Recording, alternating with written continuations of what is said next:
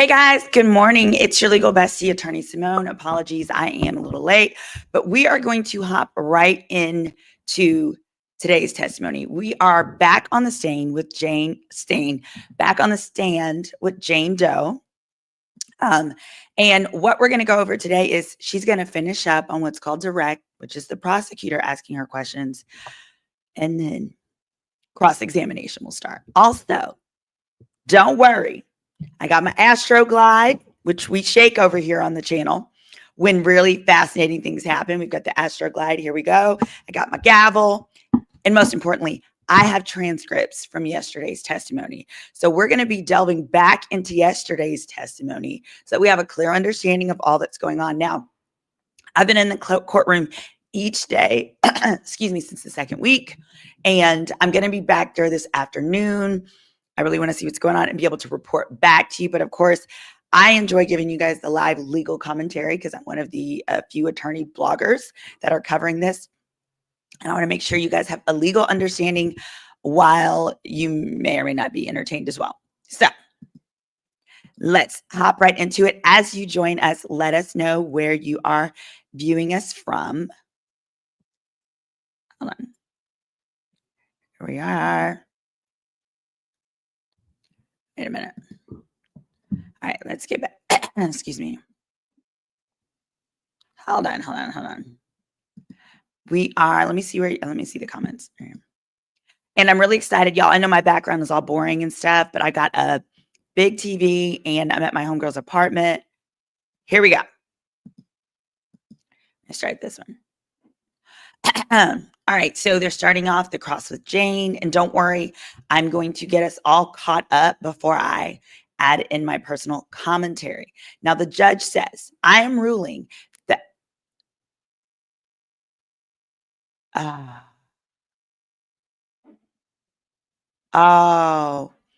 this is big. Sorry, I'm reading it in real time. I didn't want to start reading it without you guys. It says, before the jury's brought in, the judge rules he is not allowing the government to recall Dr. Hughes for more testimony, despite the Second Circuit's decision in U.S. versus Ray. On that rule, gosh.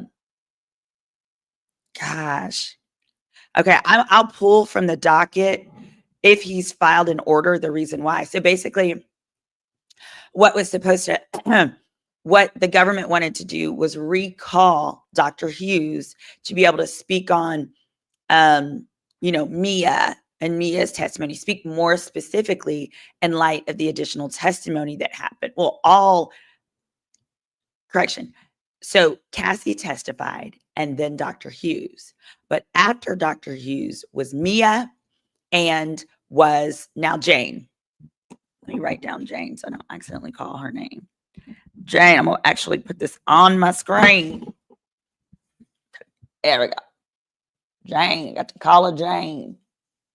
Miss Thing. All right, and Jane. So, and I when they initially had her, good morning, when they initially called Dr. Hughes so early, I was a bit confused by that, but I just assumed that she was just there. Hey, Arwa, you're another attorney from DC. Thanks for joining us. She didn't have a session with any of the women. Dr. Hughes did not. But I also felt like, okay, if she's only going to speak to Cassie, it makes perfect sense to have her come on right after Cassie.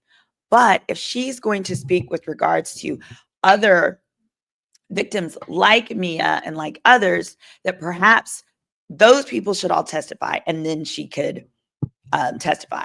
But my understanding is that what the prosecution wanted is they wanted her to come on when she did, which was prior to Mia, so that if Mia took that stand and Mia was looking at the ground and fiddling with things, and similar to Jane is looking at the ground and playing with a stress ball, which is perfectly fine as she testifies, this would help give an explanation for why people are testifying so that they don't immediately lose the jury. Okay, what else has happened?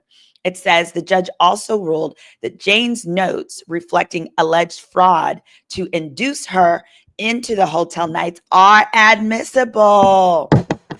That is a win for the prosecution. despite the arguments of the defendant. Basically, the defendant was saying, yeah, those are her.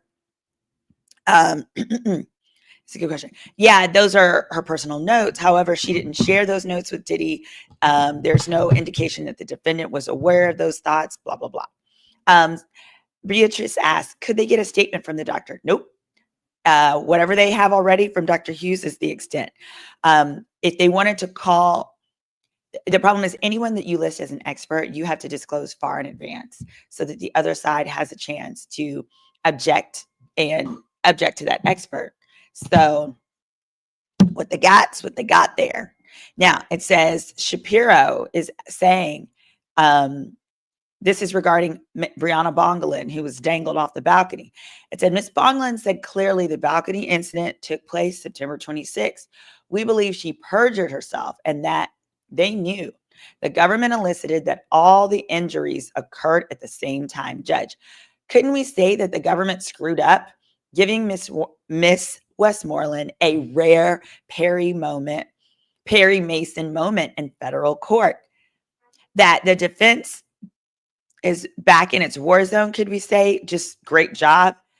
And Shapiro says, yeah, she did do a great job, but they had Miss Ventura say that she saw it. In other words, the judge is saying, why does it need to be a mistrial? Why can't it just be an excellent Perry Mason moment? Because in Perry Mason, it still goes to the jury, and that's the point. The judge is saying, like, why should we take it away from the jury? Let the jury decide. If they feel like, hey, she lied, then the jury can say, he's not guilty on that count because she lied. There's no count, by the way, for dangling, which is what makes it even less significant. It only goes to issues of credibility. So Ms. Shapiro then says, this is our second motion for a mistrial. I'm not sure why the government is saying it's the third.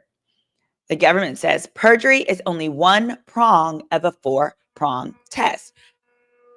Now, that doesn't mean the government's admitting perjury, but they're saying if the grounds for a mistrial you're arguing is perjury, that's not enough. Perjury is only one prong. The judge said, this happened years ago. Miss Bongelin has taken a lot of drugs. Thank God she's sober. Look at the judge. The judge is getting it. The judge is getting it, y'all. The judge is like, which is what I think about Miss Bongelin's testimony about the dangling, is that somebody said Dr. Hughes is a whack. I think that she got the date wrong. She know it happened, but she got the date wrong. It was 2016. That was a long time ago. Then Mr. Steele, it says Mr. Steele also moved for a mistrial. Judge said, well, he said he was going to move. We object to juror 6 being stricken. It's under seal, but Judge, everyone will be heard. All rise, bring in the jury. So, Judge, juror 6 must be black. They are on it. Well, I won't say must be black. Juror 6 must have been giving indications that juror 6 was siding with the defense. If the defense is like so upset about why that person was stricken. Hold on, let me see if I can see. Y'all, these are New York City noises. I don't know how y'all do it, how these New Yorkers do it. All right, so it says the morning before the jury came in, both the government and the defense referred to multiple communications that the court about Pacer. Okay, we don't care about that. Yeah, so basically whatever their issue is with juror 6 has been filed under seal. We'll find out later, but we don't know yet. All right, bring in Jane and the jury, the judge says. Ms. Garagos, you may proceed with cross. Wait.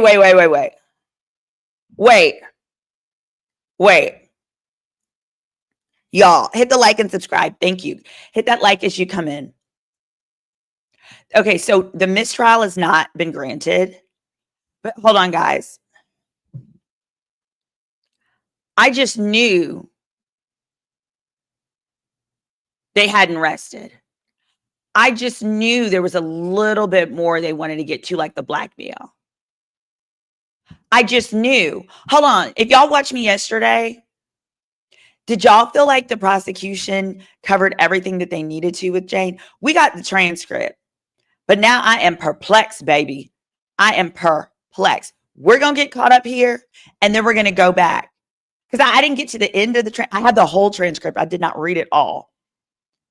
But I was waiting for, if the blackmail they referred to yesterday is the extent of the blackmail prosecution, we got a real big problem.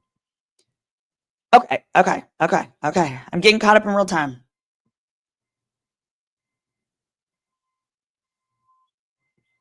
Okay, hold on.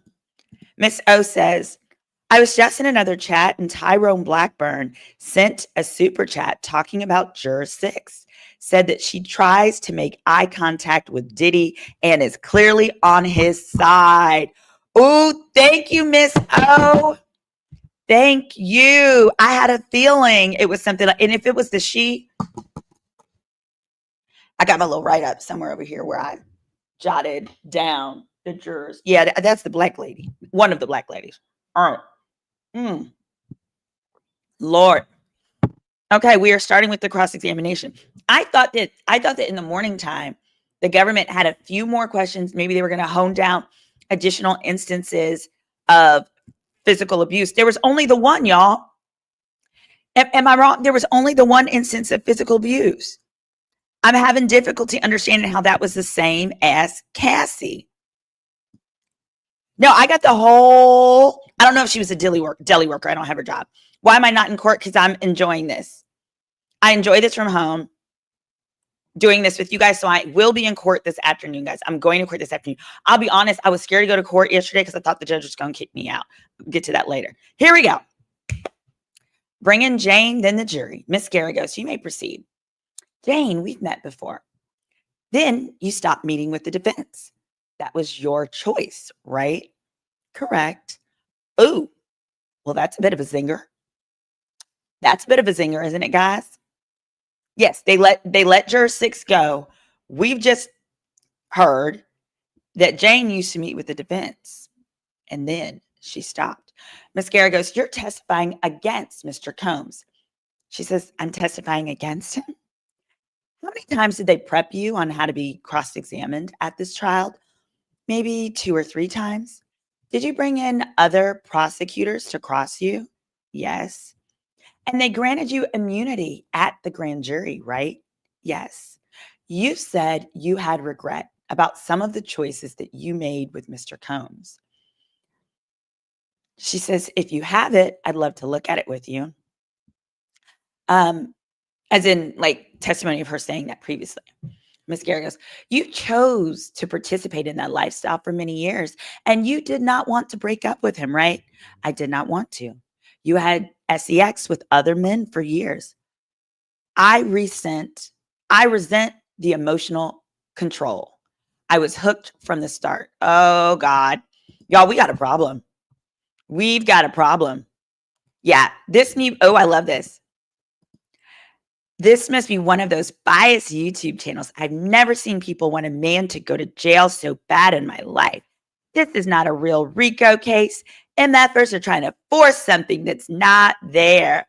Well, guys, I guess you're going to have to tell our new friend what kind of channel this one is with your legal bestie. Welcome, Quan. All right. So they already spoke to Jane. Oh, boy. That's normal. That's totally normal. No. The part that's normal is the prosecution prepping a witness.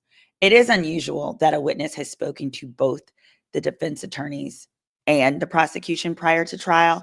But this statement here is going to be problematic. When she is asked, you had sex with other men for years, and she responds, I resent the emotional control. I was hooked from the start. Resenting emotional control is not trafficking. It's not. There's a power imbalance in this relationship because there's a financial imbalance in the relationship. And the truth is, that's usually the case with all millionaires. So we need to be very realistic in evaluating what she's talking about here. And your resentment doesn't mean that you're trafficked. Your resentment doesn't mean that you're coerced. Your resentment means you're now regretting your decisions and you're regretting a power imbalance is what it sounds like here. We don't know what happened to juror 6. We won't find out until a while, perhaps this afternoon. We'll either find out with more arguments back and forth with the attorneys in court, which is why I'm running down there on the lunch break. Woo, I'll be down there to find out and speak to other legal analysts that do like national news. All right, it says there was pressure to perform these acts. Jane says there was pressure. I'm Jane. There was pressure to perform these acts my lover desired. Well, you used the word partner again and again on direct. He was your partner? Yes. You said you've been having trouble answering for yourself. Why you had sex with these men? Yes. You're in therapy now? Yes. You love Mr. Combs. I love to spend time with my partner. Wait, peep this, guys. You guys notice she's actively calling him her partner, as in today. Today is her partner. I want to know in the chat, do you think a jury, how do you think if you were a juror, you guys are the jurors, I call my subscribers, I call those on the chat, jurors. If you were on the jury, how would you view her calling him my partner present tense? That's wild, present tense. She says, you love Mr. Combs. I love to spend time with my partner. You wanted to cuddle with him, to give him foot rubs. You said objection to counsel making herself a witness. I love to bathe him, and we watch his favorite show. Which show is that? Dateline. Oh, hey, that's my favorite show too. Dateline. Oh man, that is freaky. Did y'all think his favorite show was going to be Dateline? Did you believe that he was not doing this with anyone else during this time period? You'd look at his messages. Yes. He was vulnerable in those hotel rooms, and I shared that with him. It was conflicting. I was breaking all my boundaries so that he would feel loved. This brought you two together? Yes. The lovemaking afterwards. That's why I enjoyed it. Yeah. Yes. Oh yeah, she gave him a Dateline cake for his birthday. Okay, I don't know who you're talking about. I don't know. Somebody said, she was watching Dateline while he was playing at FO's. Delulu.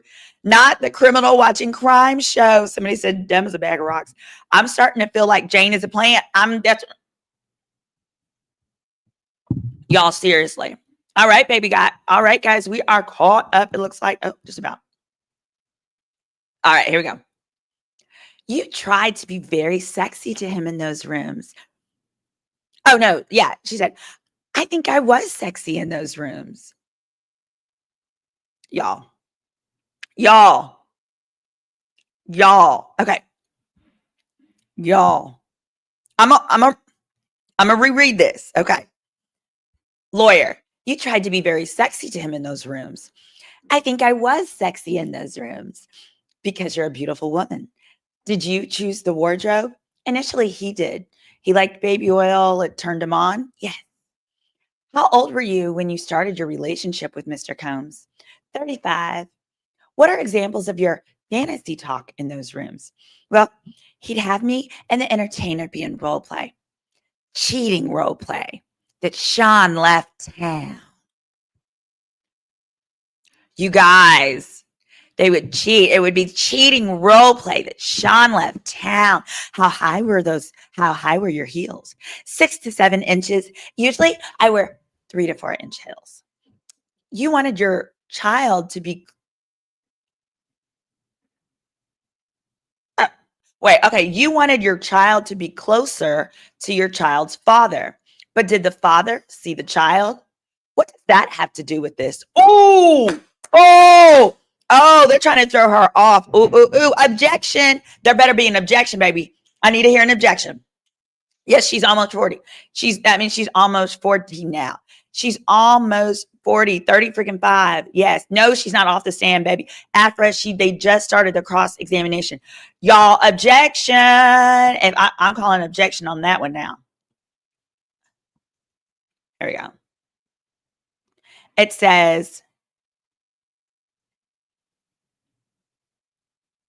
No, I want to know, yeah, what does her baby daddy have to do with this? Jane, good answer, by the way. Because it says you wanted your child to be closer to your child's father. Oh, I get it. I get it. But did the father see the child? I don't know. Maybe they're trying to claim that she didn't move to LA to be with Diddy. It was to be closer to the dad. But no, the dad, to my knowledge, don't live in LA. What does that have to do with it? Okay. And then it says, who you fly weekly to my, would you fly weekly to Miami to see Mr. Combs? She says, sometimes we listened to 5 voice notes in which Mr. Combs sounded angry, but he'd sent you thousands, right? Yes. Why did you feel he was larger than light? Bright light. Yeah, Paula B, I agree. I think she's trying to keep him out of jail. She doesn't want to lose her support. He is all that she has left because baby daddy is taking that kid and it's between her and OnlyFans now, baby. Mm-mm. Mm-mm. We got a problem, Jack. Hit that subscribe, guys. Hit that like as you are coming in. I'm trying to figure out how to do subscribers only mode. I don't know how to do that.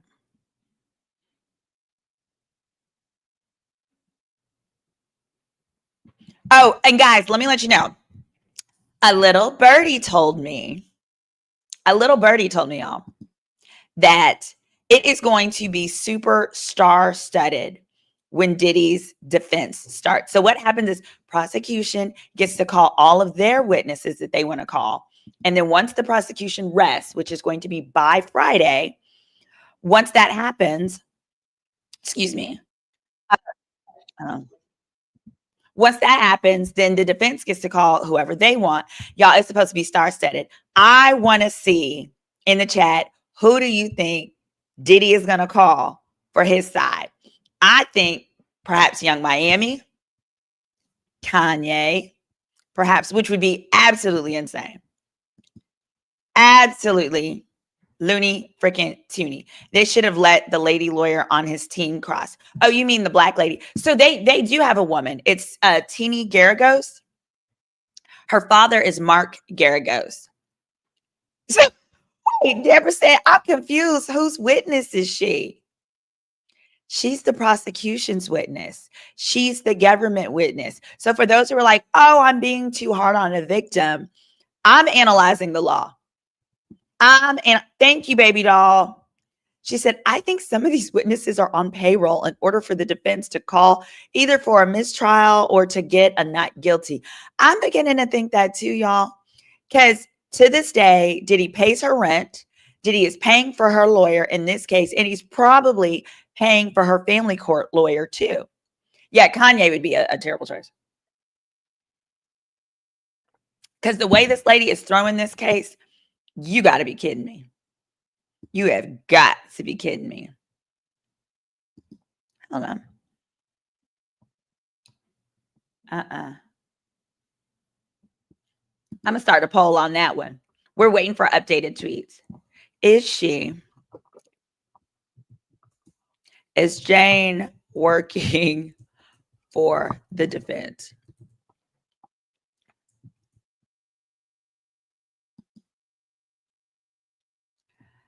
Anybody tell me how I can do subscribers only mode?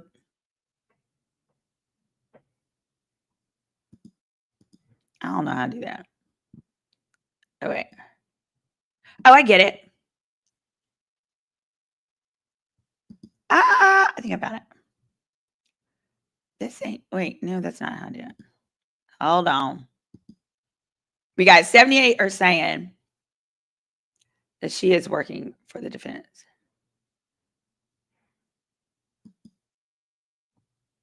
78% are saying she's working for the defense. All right, we're waiting for an update on some chats.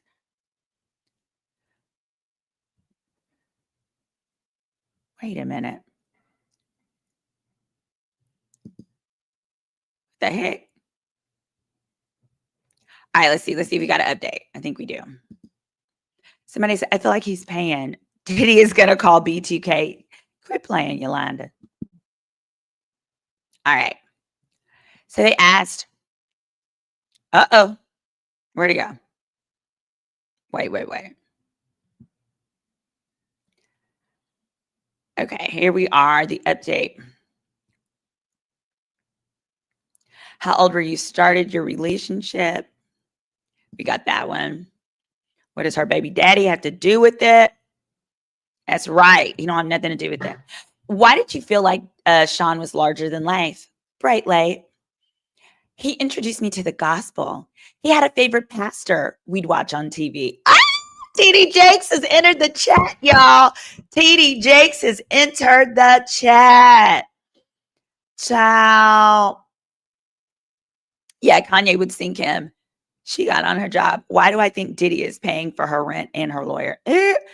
I'm canceling any celebrities on his defense. Child, can y'all imagine how pissed Mary would be if she got called? That's right. Let's see her baby daddy in the chat and see if she's playing dumb. Y'all, what if her baby daddy is called for the defense?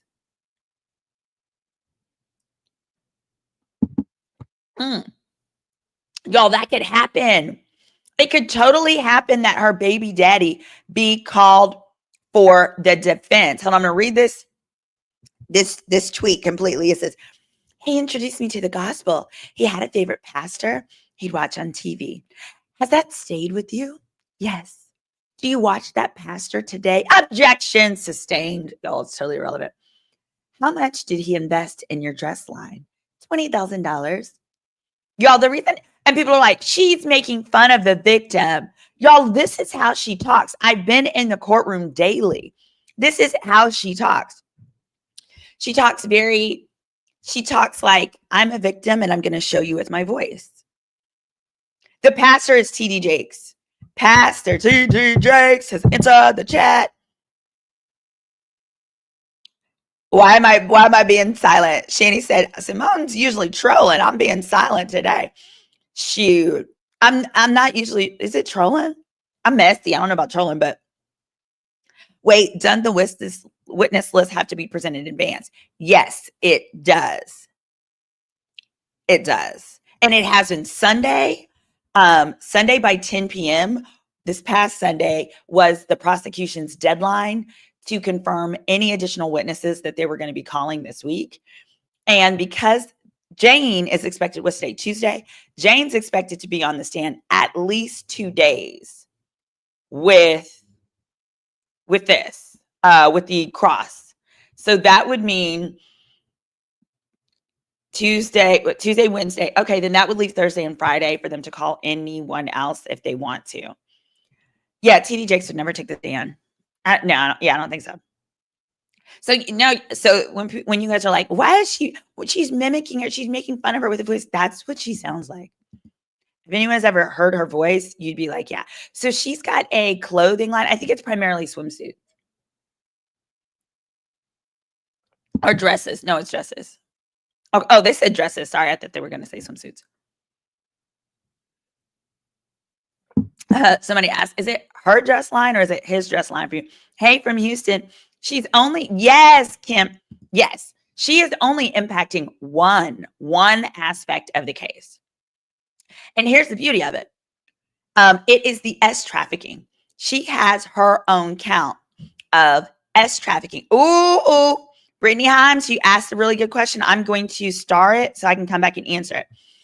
So she's only impacting one aspect of the case, which is there are 2 counts. So many don't realize there are 2 separate counts of S trafficking, one for Cassie, one for her. The jury has to determine each separately. So they can say, yes, he did it to Cassie, but no, he didn't do it to Jane, no to both, or vice versa.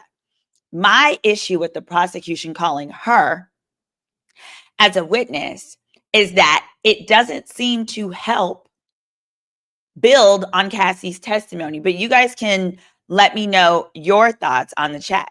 Do you think her testimony helps reinforce? I think the similarities are the freak-offs. But I don't think anybody doubted that the freak-offs were occurring. Now, perhaps her testimony is reinforcing, I don't know, some of the psychological things that he would do. But I think what he does to Jane is very different than what he does to Cassie. Also, I was very surprised that they are claiming sex trafficking by force here, given that there was only one singular incident of violence.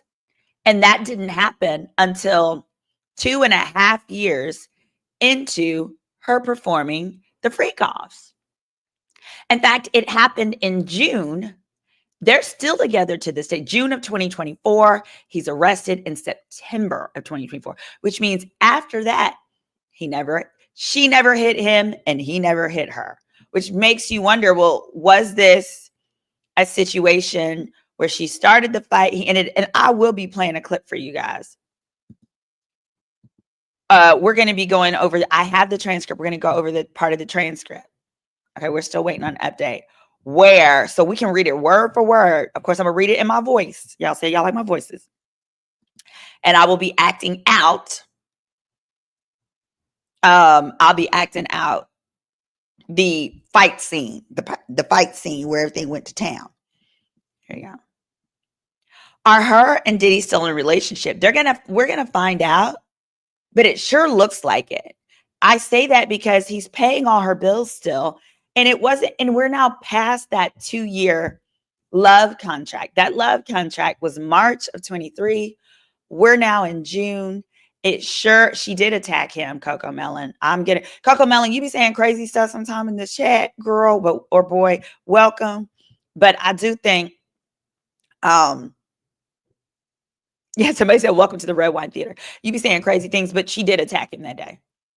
Astroglide. Yeah, over here we shake our Astroglide. I don't have a bell or anything, but we shake the Astroglide. Something interesting happens. Let me hit the refresh one more time.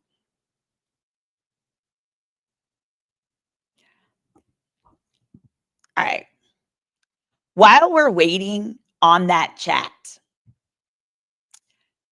to update, I felt like I could show you better than I could tell you. Hold on. What the hell? If anyone knows, and if anyone knows me, how I can put it on subscribers only mode, feel free to text me because I would love to know how to do that. Yeah. Okay. Oh, shoot. Here. Oh. All right. Got a little surprise for you. You're going to love it. This is, hey, so late, gonna have to replay. Don't worry, no. If you just joined us, we're okay. Not much has been started. Cross-examination has just started. Symone will release the audio of Diddy that she said that she recorded. I'm actually getting access to a lot of the exhibits, and I'm gonna have access to the defense exhibits as well that are gonna be coming as we get there. Yeah, you can replay if you want, but not too much has happened. I'll catch you up right now. So all that we've seen is cross-examination has started. On cross-examination, she hasn't said much of anything. They brought in Jane. Jane has said that the prosecution prepped her 2 or 3 times. They asked her, they said, you have regret about some of your choices. And she was like, yes. And she said she did not want to have sex with other men for years. She specifically said, when asked, hey, didn't you have sex with these guys for years? She said, I resent the emotional control. She says, I was hooked from the start. And then they said, you have trouble explaining for yourself why it was that you had sex with these men. And she's like, yes, she presently today still refers to him in the present sense as her partner. The defense said, hey, you use the word my partner again and again. He was your partner? Yes. I love to spend time with my partner, she says, present tense. And they asked her, you wanted to cuddle with him? She says, and to give him foot rubs. I love to bathe him and we watch his favorite show, Dateline, she told us. Dateline's his favorite show. She said she loved that time. She said, because he was vulnerable in those hotel rooms. She shared that with him and that it was conflicting because she was breaking all of her boundaries so that he could feel loved. And she felt that it brought them together, the love making afterwards. And she truly enjoyed that part. She tried to be very sexy in the rooms and that they would do role play. When asked what kind of role play was it, Jane, she said it was cheating role play. They pretended Sean was out of town and she was cheating with this Mandingo warrior. She was 35 years old when they started dating. She put on her super high heels and she'd regularly fly to Miami. And that she really appreciated that he introduced her to the gospel, to the Lord Jesus Christ, the Almighty. So she was, yes, Yolanda says it. She was sister love and he was brother love. Sister love and brother love. And so he introduced her to the gospel and his favorite pastor, Pastor T.D. Jakes. To this day, she still watches T.D. Jakes. That's her pastor. That's a pastor. He's from Dallas, and his main church is in Dallas, y'all.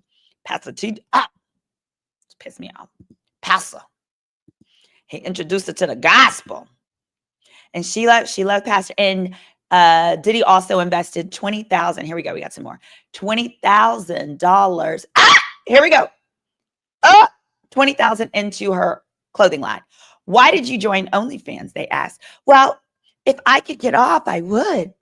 Financial need. Mr. Combs gave you money throughout the relationship and 3.5 years. Does $150,000 sound right? I would assume. You told the government you gravitate towards providers. Yes, as a woman, I like that. You called the house our house. Later, I saw it as my house. You thought it was important that his staff not know about the entertainers. Right? Objection overruled. Right. And that's a reason you go to the house. And that a yard and that's a reason that you go to the house and that you wanted to have a yard for your son. She said, "Can I say my child? Can you say my child?" Ooh. Well. Girl, I don't know who you think you hiding this from at this point. And honestly, it's getting annoying. It's getting annoying. But okay. 150,000 over 3 years. So let's do that math, y'all. Wait. What's that? 50,000 a year? No. 75,000 a year. No, 50. Yeah, that's 50,000 a year. But honestly, 50,000 a year was too low, honey, for what you were doing. No, you should make it 150 per year. Because Cassie was getting all that. But see, Cassie, y'all have to remember, Cassie was a tax deduction. Cassie was a tax deduction, which actually could fly into support of the RICO as him deducting all, the money that he was putting towards Cassie. Bloop. Somebody said bloop. Y'all hit that subscribe I am messy. Yolanda, I'm messy. This is where you come for mess. I'm tripping on counting. I am. TD Jakes will definitely be on the defense list. Y'all is guessing. So, wait, Legends of Sleepy Hollow said she's getting 50,000 a cheek. She's got too little for what she's doing. I agree. Ooh. Kimmy Pearson says she's only affecting one part of the case, right? Thank you so much for that super chat. Like bribery, substance transportation, witness tampering still stands. Exactly. Yes. That's why I am saying there's still a route where he could be incarcerated. I'm going to tell you right now, I don't see how he gets out of the prostitution charge. Remember, that is a standalone charge. So there's RICO. I want to make sure y'all understand this. There's the RICO charge. There's the 2 S trafficking charges. And then there is a third standalone prostitution charge. I don't see how he gets, no matter what. Y'all let me know a way to get, if you think you've seen in the chat a way to get out of the prostitution charge, I'd be interested in knowing what you're thinking there. I don't see it. Y'all, this is New York. Thank you so much, V, for the super chat. And Brittany asked a great question. What happened to Lori Ann Gibson? So I was thinking about this, guys. I love when you guys prompt these intellectual questions of me, so I don't just be up here clowning. Remember I was saying KK will not be testifying. Yes, she was the peanut. Y'all, New York City. New, and my windows are closed, except there is a window unit. Jesus, it's loud. Okay, I had said KK will not be testifying. Yes, KK was subpoenaed, but I believe for the prosecution, she was subpoenaed. They have an idea of what she's going to say. It will not help their case. You don't, just because you subpoena somebody doesn't mean you call them. You only call them if their testimony will help your case. And for whatever reason, the prosecution feels she won't be helpful. So I think that perhaps instead they may call Lori Ann. Lori Ann is still supposed to be coming from what I last heard. So we'll see. I'll say this. It was actually like 2 weeks ago that I had last heard that Lori Ann was still supposed to come. So it could be that Lori Ann may be one of the witnesses that could come on Thursday or Friday. Because they're probably not going to wrap with Jane until maybe the end of the day tomorrow or the next day. But Lori Ann is still supposed to come. Now, keep in mind, technically, the prosecution technically has a whole nother week if they wanted to. Because initially they were slated to be the first 6 weeks. They've done 5 so far. So let's see about Lori Ann. And my thought is that perhaps with KK, they were going to use KK to tie together the enterprise. Lori Ann can do that as well. Lori Ann had seen how they made stuff go away. Lori Ann got into it with Michael Bivens and Diddy. A chair was involved. She was assaulted, and apparently there was documentation of it, footage, the whole shebang, and apparently it mysteriously disappeared. Was an allegation that was made. So I think Lori Ann can testify to some things that might help bring together the RICO organization. So let's see if she comes. And great question as well from Thrift the Runway. If the prosecution suspects she's lying, is her immunity gone? Sure is. Sure is. Sure is. So that's how come at the beginning, whenever they give someone immunity on the record, they explain to them, you understand that this is only in place, if you're testifying honestly, and if not only do they lose immunity, but they can also be charged with perjury. All right, so let's see if you got any updates.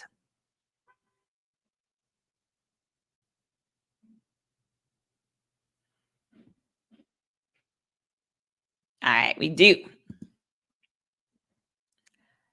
Oh, no, we don't. They still playing. All right. While we are waiting for updates, YT said no RICO. He invested in her music. Okay, what about the you're talking about Cassie, but what about the bribery, the tampering with witness, the distribution of substances? Related to Jane, I do not feel that Jane's testimony regarding distribution of substances helps to prove up the racketeering charge. Here is why. I would say Jane made a big misstep, but it wasn't a misstep because at this point, I'm wondering if she's a plant for the defense. Jane testified that she had a rule: no drugs for the S workers. That the only substances that could be used would be for her and Diddy. As a result, I think that has given the defense a strong argument that, any substance use between her and Diddy was for their own personal use. It's not related to the enterprise. They didn't share with anyone. No, I was able to go to court today. I didn't want to. I actually enjoy you guys. So I'm going to go this afternoon. I will be there this afternoon. Javier said, we're in lockstep today. Hey, boo. Well, I'm glad you're in agreement. So I'm saying specifically, Jane, I'm not talking about anybody else. Stay with me for a moment. Jane's testimony with regards to the substance distribution, I don't think was that helpful, because if she had testified, yes, it was me, Diddy, and the prostitutes, then we could say, all right, she's sharing, and then perhaps it's part of the enterprise. Because remember, one of the not legitimate, but one of the goals that could prove up RICO is that the goal of the enterprise was to satisfy Diddy's sexual desires. Isn't that interesting? It was actually part of the indictment. It says that one of the goals of the enterprise is simply to satisfy Diddy's sexual desires. With that being said, evidence that the substances were used as part of the freak-offs would be sufficient, but you have to have evidence that it was shared with more than just girlfriend, boyfriend, if you see what I'm saying. CC Black, no, KK's not testifying. I got that from an inside source. An inside source. I thought that Rico meant Bad Boy Records was a cover for a big drug or gun pow pow enterprise in the tunnel under the house. No, thank you, Baby C, for saying that. Not at all. Let me explain why I believe that Rico, and here is actually racketeering and not Rico. Let me tell you why it's different and why that's significant. It's much easier to prove racketeering. The indictment is actually just racketeering. It's not Rico. The words Rico, and I'll put the indictment up on the screen later. The word Rico is not in the indictment. The difference is that racketeering conspiracy. Here's an example. With the arson, you don't have to show that Diddy did it. You just have to show that Diddy was in agreement with whoever did it, or that he worked to effectuate it, or that he was part of the plan and didn't stop it. That's why, because I was thinking, gosh, this arson evidence is kind of weak. Yeah, it's circumstantial evidence, but I was really expecting like a security guard to take the stand and say, yay, back in the day, Diddy paid me money to go light that man's house on fire. No.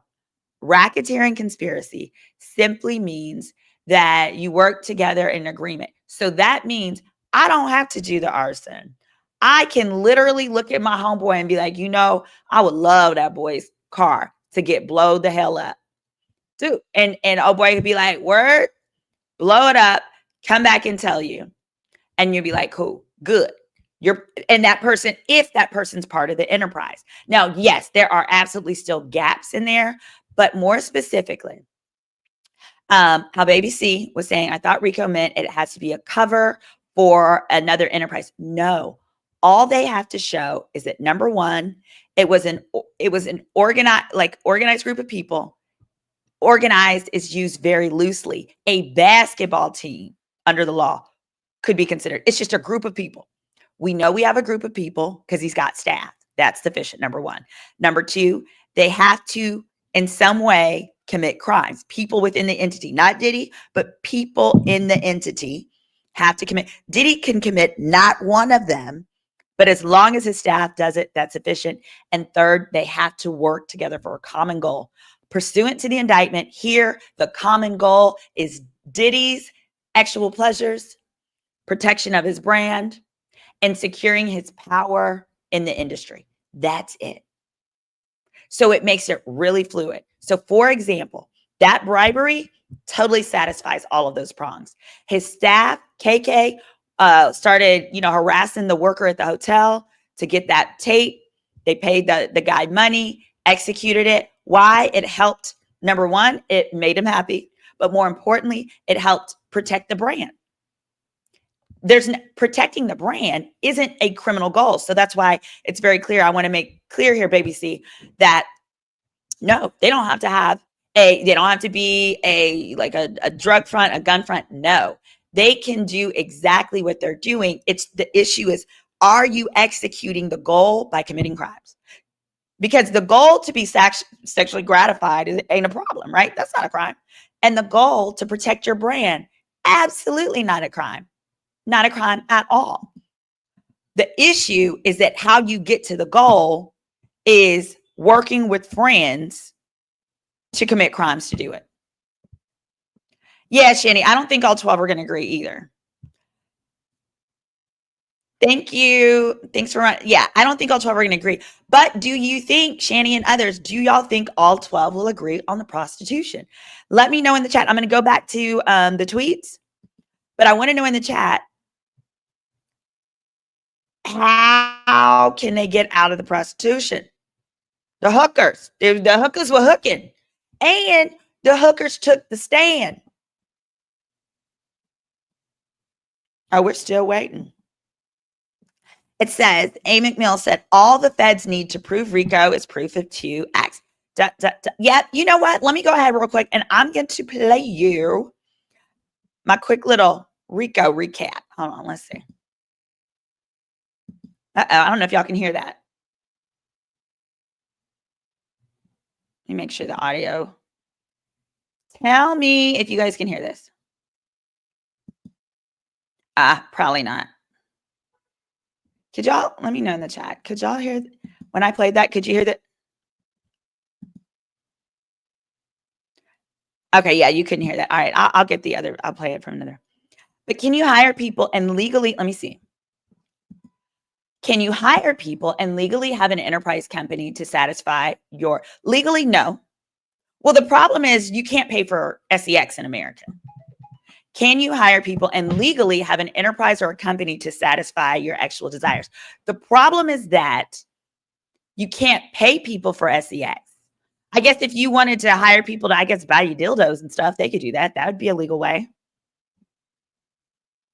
Is it a RICO or just racketeering? Just racketeering. Let me pull up that indictment for you guys. I want to show it to you. Because we don't do misinformation over here now. We don't do that. I need this indictment. Here we go. See, that's not the most recent one. Or is it? No, that ain't the one I want. Ugh, this is annoying me. There is, because there's a more recent one from April. I'm going to find this dang indictment.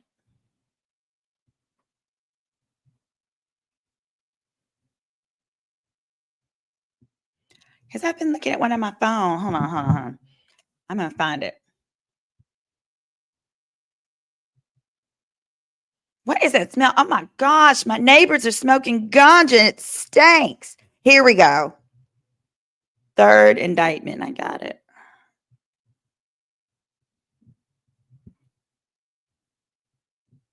Now we got it. Thank you guys for rocking with me. Go ahead and hit that subscribe, y'all. The goal is to get to 65K. All right. This indictment is pissing me off too. Here we go.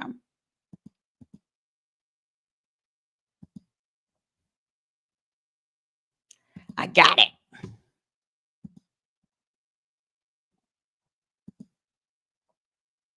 Go ahead and take my medicine today. It's probably for the best.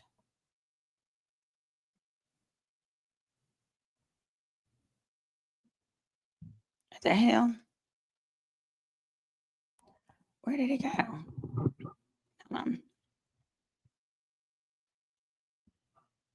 Here we go. Let's do it this way. I just had it.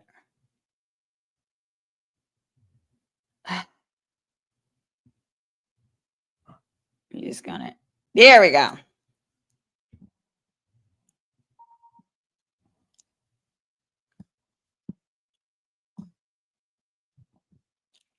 What the hell is this? Hold on. All right, we are.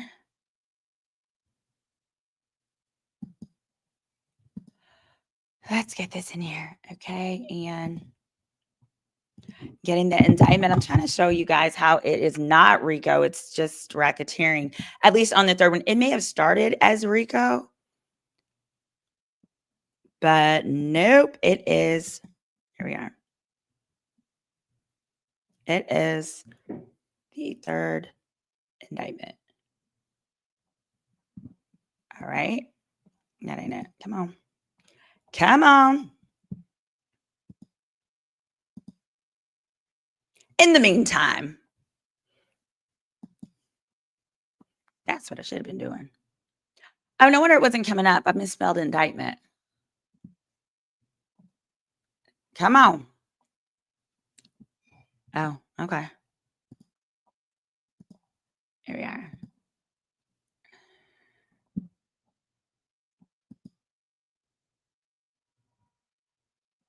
is happening? Sorry, this is like freezing. All right. Oh, let's see. Do we get some updated text? Yeah, updated text. Let's see. They must be having a serious sidebar over there. Serious business. Oh, yeah, they are, y'all. They tussling. The girls is fighting in the courtroom, y'all. They are fighting because she said, son, she is in the defense attorney, said son instead of saying my child, because that reveals more identifying information, shall we say. But at this point, like, I'm trying to, the whole idea that this person needs to be an alias is, I feel like at this point is kind of silly. Actually, from the beginning, I do understand that that's, probably how they were able to get her to testify in the first place. I hear it. I get it. But yeah, the girls are in a courtroom fighting. The judge is probably arguing, not the judge, but the judge is probably mediating arguments back and forth between Garagos, the defense attorney, and who's that other? And Jane has her own personal lawyer, the one that Diddy pays, who's trying very hard to protect her identity. All right, so real quick, this is the indictment, and this is what I want to show you. So count 1 is racketeering conspiracy. It's not actually RICO. And I highlighted some stuff that I thought was interesting. I wanted to bring to your attention. All right, so we've got the Combs Enterprise. They have a whole section breaking that down. That's because that's because it has to be an enterprise. And then they have some examples of things that the enterprise has done. For example, up top, paid hotel security staff $100,000 for surveillance of the assault, and that the Combs business, including certain employees, was used to facilitate, cover up his acts of violence, abuse, and commercial sex. Commercial sex is just X in exchange for something of value. And here, for Jane, I guess it's the money that he's given her, which is for the rent or for anything else like that. And then for Cassie, it would be the various monies. Now, mind you, she was entitled to monies under her contract, but he was tying it in. The argument is he was tying that money into their relationship. And with Cassie, the argument was, if you're not with me, you're not going to have a career. Those employees, including security and staff, supervisors, basically executed the goals of the enterprise. Here, purposes of the enterprise. This is what I want you to see. Purposes of the enterprise: operating a global media business lifestyle industry. Remember, they just have to say there was a common purpose. Does not have to be an illegal purpose. And it's just that the way they execute that purpose is by committing crimes. That one of the other goals is preserving, protecting, and enhancing the power and the reputation of the brand of Sean Combs, enriching the members and the associates of the enterprise, including its leader, Sean Combs, preserving, protecting, and enhancing its power, fulfilling, C on E, what'd that say? Fulfilling the personal desires of Combs, particularly those of his actual gratification. They just have to show that. I think we've seen a lot of evidence of that. They just have to show that that was the goal. Many people think, oh, but they have to show they were doing something for profit. No, they don't. No, they do not. Or that that they were enabling Combs and other members of the enterprise to engage in unlawful acts of violence, including sexual violence, trafficking, forced labor, interstate prostitution. We got the evidence of that from paying the money for the hookers to then buy flights and come to town. One of the other goals, securing absolute loyalty from members of the enterprise, including through acts of violence and threats, and protecting the enterprise and its members, including from detection and prosecution. That's what they got. All right, the means and methods, they don't have to prove means and methods. This is not a RICO racketeering. You don't have to prove the means and methods. You can choose to show it to help give the jury understanding of how the operation works, but you don't have to prove it. And then again, the different acts include the kidnapping, arson, bribery, witness tampering, forced labor, trafficking, transporting hookers, and distribution of substances. Oh yeah, this bribery. Oh, I met this nice young man in court, and he was like, I Googled the definition of bribery. Yeah, that's cute. I bet you did. And he was like, this wasn't bribery because when Diddy paid the hotel workers $100,000 to make the tape go away, there was no active investigation, and it's only bribery where there's an active investigation. Well, this is why you can't go to law school from Google. Can't do it because that's wrong. That might have been like a common law definition, but also think about it. A lot of times there won't be an active investigation because the bribe, no one knows of the bribe. No one knows of the bribe. The true definition of bribery as applicable to this case is as follows. It's as follows. So bribery under the indictment is this, because it's under California Penal Code 137A. It addresses bribery of a witness. It is a felony where someone offers to provide a bribe to a witness, a person about to be called as a witness, or someone about to provide information to law enforcement with the understanding that their testimony or information will be influenced. So here, all the court has to prove is that the bribe was given to a witness. Hello. They witnessed the videotape. Therefore, there was a witness and they gave them $100,000. Case closed. Bribery's done. And pursuant to the RICO, it was KK, his staff, a co-conspirator, according to the prosecution, who paid the guy and coordinated it all. So therein lies the racketeering. Not the RICO, but the racketeering. No, you can't go to law school from Google. Any questions? Any questions, Your Honor? It says, did he ask for the video? The guards refused. The guards stated they wanted $50K. No, he offered to pay for the video. The guards did not refuse. They never refused. There was one security guard who said no. There were others who said yes, but bribery is in the ask. It is irrelevant. Even if nobody took that money, it was still bribery, boo-boo. Hope they get Anton on the set. Yes, get Anton. I want to see Anton, y'all. So Anton was discussed yesterday.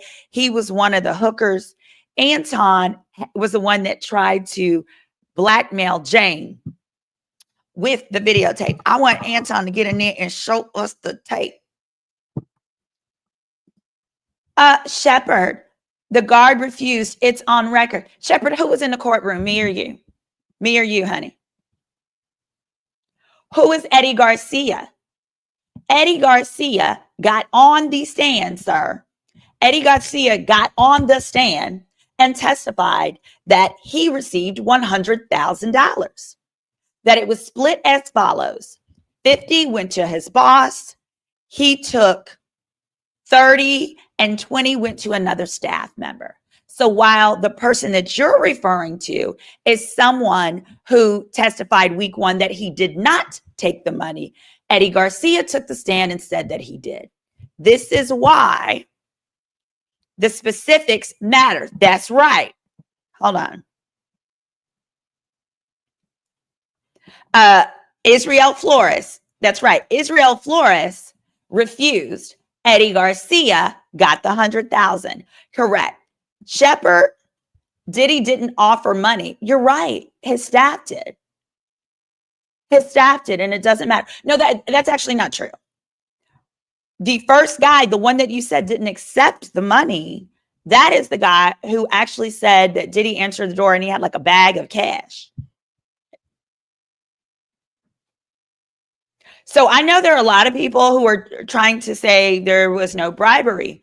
But again, the bribery is in the ask. It's not in the taking. And because this is racketeering, not RICO, they don't even have to show that it was Diddy who provided the money. They just have to show that it was a staff member.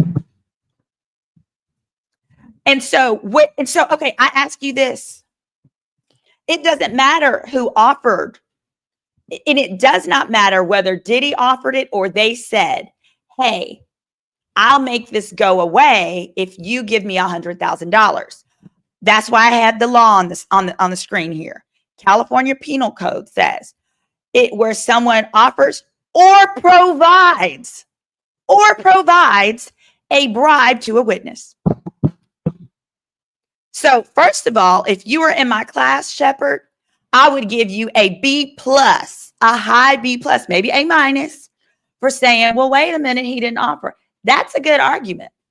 But we're here because I do disagree that he offered. But let's say he didn't offer. Let's say the security guard is like, hey, Diddy, I know I got this tape.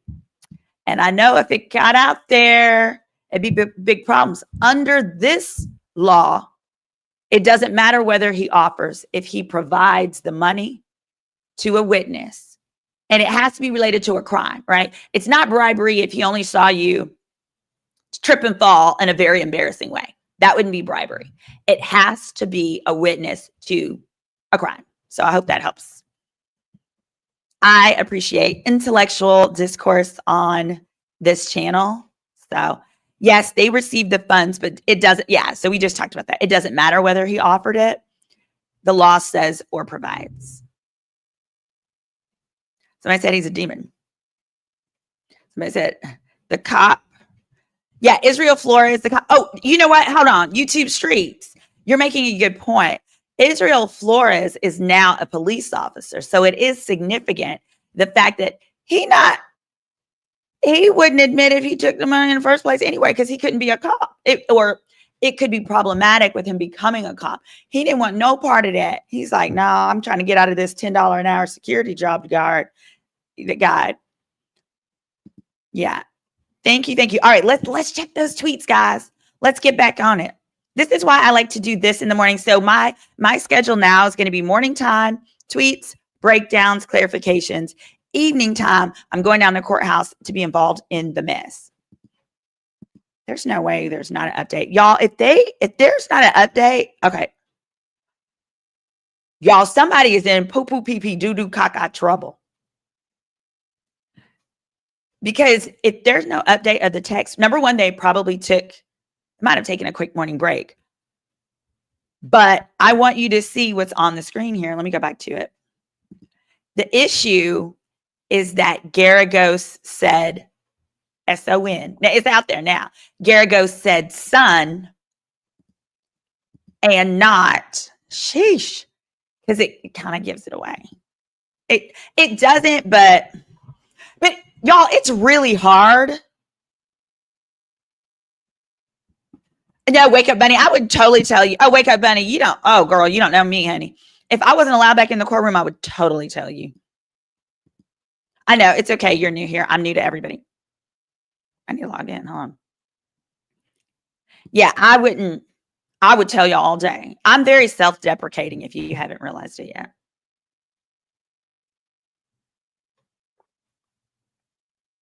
Oh, yep, said okay, it does, because it confirms that it's who she thought it was. Okay, I hear you.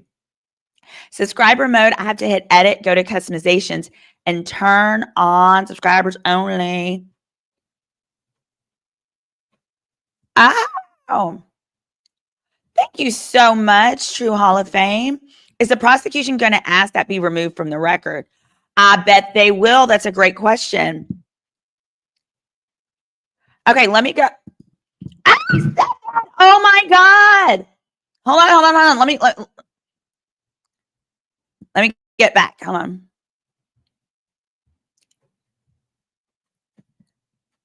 Let me go back to the live updates. Someone is saying, can I see the live updates? It says $4,600 child support. I actually pulled the records and I had it says $4,700 in child support.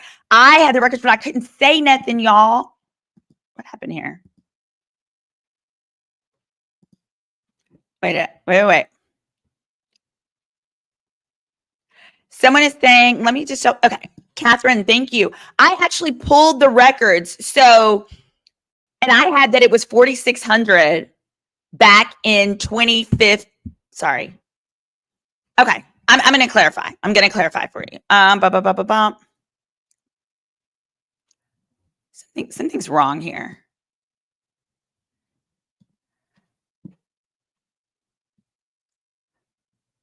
Where? I'm going to do I'm going to the live updates. All right. I like Washington Post live updates. The reason I say that is so y'all know I love, if you've been watching me for a while, you know that I love the tea. So hold on. And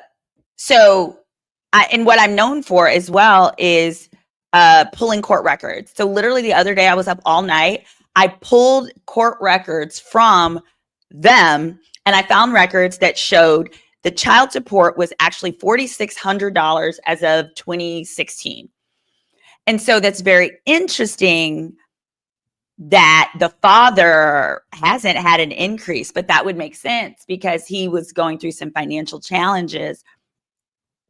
That would make sense that he could. Hold on. I am trial update. I knew it.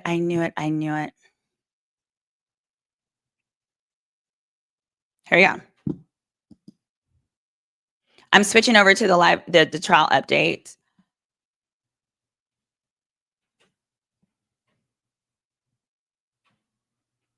All right. This is the Washington Post updates. Over their relationship, he wired his ex about $150K. According to estimates, she is using an alias. That number seemed accurate. She also clarified comments she made earlier about gravitating towards providers. And what I saw is she's dated a millionaire back to back for over a decade, which is nothing wrong with her. Shoot, if I was that pretty, I would too. All right, so it doesn't say it in this one. Let me see. Associated Press, Diddy trial update. That actually goes, okay. So her only getting 4,700. That kind of goes to both sides. Here's why. It means, hold on. Because it means that for the first 2 years where she was screwing him, him and all these hookers. Hold on. Where she was screwing them without getting paid, without him giving an allowance, some kind of way she was surviving on this $4,700 a month in child support. I'm looking for the lab updates from the Associated Press. Okay, let's do it this way. Diddy trial live updates. I want to see this number. Because see, a lot of people were saying a different number. They were saying 6,700 and they were so sure of it. There was like this fake article that was going on. That wasn't true. That's why I went and I checked the docket. I was like, no,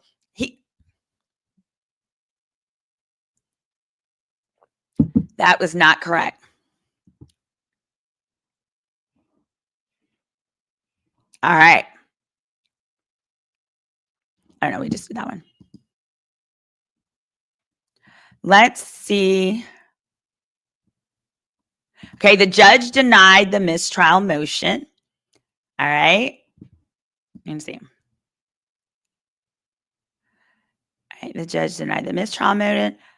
All right. We still only got A lot of my presence was focused on Combs and my child. Oh, here we go.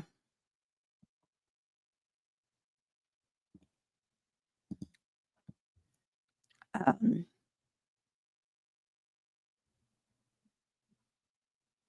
all right, let's go. We want the money. I want to know the money stuff. Here we go.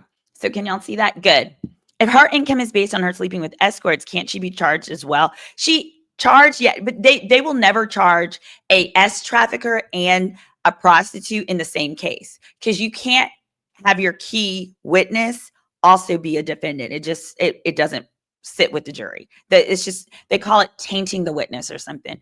You don't do that. So it says Combs introduced Jane to gospel music and his favorite pastor. Y'all notice this. When the people are celebrities in this case, and hit that subscribe, y'all. When they're celebrities in this case, they don't give their name because don't nobody want to be involved. But we all know it was Pastor T.D. Jakes, who's a favorite pastor, and it made her more self-confident. He also invested $20,000 in her clothing line. She testified, "It was definitely something I appreciated." Jane, a former Combs girlfriend, appearing under, we still don't know if she's former. She is testifying and calling him my partner, like as in present tense. It says he questioned her testimony that alleged hotel night sexual encounters occurred, occupied her time and prevented her from working. She said, "A lot of my presence was focused on Combs and my child. I probably scratched 10% of my potential during those 3 years." I once dated a guy who traveled a lot for work and stuff like that. And I noticed the same thing. Like when I was running around the universe with him, it definitely was like impacting my work. And he gave me an allowance. Oh, almost knocked that over. Prior to her relationship with Combs, Jane told the court that she could make about $50,000 from being an Instagram influencer. Per what though? Per month, year? And then it said, you also received, that must have been per month. That had to have been per month. $50,000, because I have clients that are influencers that make that per month. She could make about $50K from being an Instagram influencer. You also received child support. It was minimal at the time, around $4,700. You were responsible for paying your own rent. Yes, that is my point, guys. Sorry, I don't mean to yell. She was surviving on $4,700 for years of child support and doing other things to accommodate. So let's just say you're responsible for paying your own rent. Yes. Jane testified that she agreed when Garagos asked if Combs wired her about $150K over the course of their relationship. She said, "I do find men who are successful attractive. As a woman, my ideal partner is a protector and a provider." Hell yeah, girl, me too. Ain't nothing wrong with that. As they should be. Look, don't come over here looking for an allowance. You got the wrong one, baby. No, ma'am. Then they established 2 years after their first hotel night, Combs started paying her $10,000 a month rent. You guys, this goes back to, at the end of the day, the jury is going to evaluate the facts based on reasonableness. Like they determine, was that reasonable? And if your only source of income is $4,700 and then you're given an extra 10, why in the world would you spend 100% of that on rent? She could have gotten a nice $5,000 a month place. Then that would have given her $10,000 a month to use for living expenses, nails, whatever.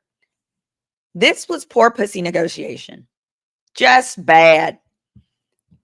Oh, Kareem, good point. She would be calling Diddy a protector. He can't be the one whooping up on you and protecting you. That don't go together. Somebody said men with money got baby oil too. Be careful what you ask for. It sure is. She says, it was 2 years in, he agreed to paying her $10K rent. She agreed when Garagos asked her if part of the reason Combs paid her rent was to shift performances with male escorts from hotels to a private home. Did I not tell you guys that? Give me my flowers. Give me my flowers. I told y'all, it's so much cheaper for him. Think about it. They probably had more than 10 of those nights in a month. And his hotel rooms, there's no way his hotel rooms were only $1,000 a night in LA. He's paying buku money, y'all. Buku money, yeah. She literally still is getting her bills paid by Diddy. Agreed, Quan. That's why I'm saying she's not a good witness for this charge. She is messing it up.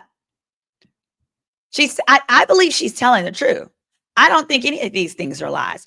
I think she busted Diddy upside the head and so forth. I think all that happened. But I also think the prosecution did not need her to prove up S trafficking. And here's why. Let me finish reading this paragraph and then I'll tell you why. It says, she agreed when Garagos asked if part of the reason Combs paid her rent was to shift the performances from hotels to private home. It literally cut costs and probably gave them more privacy. She said, we had just done so many hotels and privacy was starting to become an issue for me. If we got a home that was to his taste level, we could start doing them here in the privacy of our own home, Jane testified. It was important that none of the general public knew about these nights, right? Yes. Guys. And she ended up in debt after this. Yes. Oh my gosh. T. Davis said, is this Tiff? If this is my Tiffany, I miss you severely. Didn't need to hurry up and cut that allowance, Tiff said. I don't think she was getting $10K to use as she wished. It was sent directly to rent. Well, that was her choice, Thrift. That's the issue. He never said, what do you want for rent? He said, what do you want? She said $10K. And he said, okay. And she said, well, I want to get a big, beautiful place. So just pay the rent and agree that you'll do a 2-year lease. That was her choice. He would have paid, because remember, he wanted her, he said, you need to look good at all times. So he wanted her to get nails done, hair done, all of those things. Also, remember, Diddy is cheap. Now, he's cheap with his hoes. I don't know with the main girl, but he's cheap with the hoes. I think it was either Roger Bonds or Gene Deal, one of the two said, and it was probably Roger, said that with Sarah Chapman, his baby's mom, he was like, oh man, I give her whatever. They went to mediation for child support and she was only getting $5,000 a month. He was like, I can give her whatever. So when he can just do the bare minimum, he will, as most men will. So yes, she testified here that that's helpful to the defense. Cause like I said, he say, okay, we did it for our privacy. The house was for our privacy. It wasn't just for the freak offs, but also it shows a level of agreement. I think it's what they're getting at there with her. There was a point I was going to make and now I forgot what it was going to be. There goes my ADD. Symone, the cookers got, waterfalls. Hold on. Let's see if I can make it show. Waterfall said the hookers got paid more than her. If you think about it, they absolutely did. They absolutely did. Was it 10K allowance plus gifts? Yeah, good question. It seemed like she still got gifts and stuff like that. She talked about that he gave her $15,000 for furniture. There was another time she wanted more money for other things. The prosecution is basically saying, yes, that's exactly what they're saying. That the money was the coercion. I feel as an attorney, see, you have to understand when attorneys say pursuant to the law or this or that, we're taking our feelings out of it. The issue is the precedent that it sets for other cases in the future. So if you are now saying under the law that money is coercion, I feel like every wife in America could sue. Say, oh, he used his money to coerce me into sleeping with him nightly.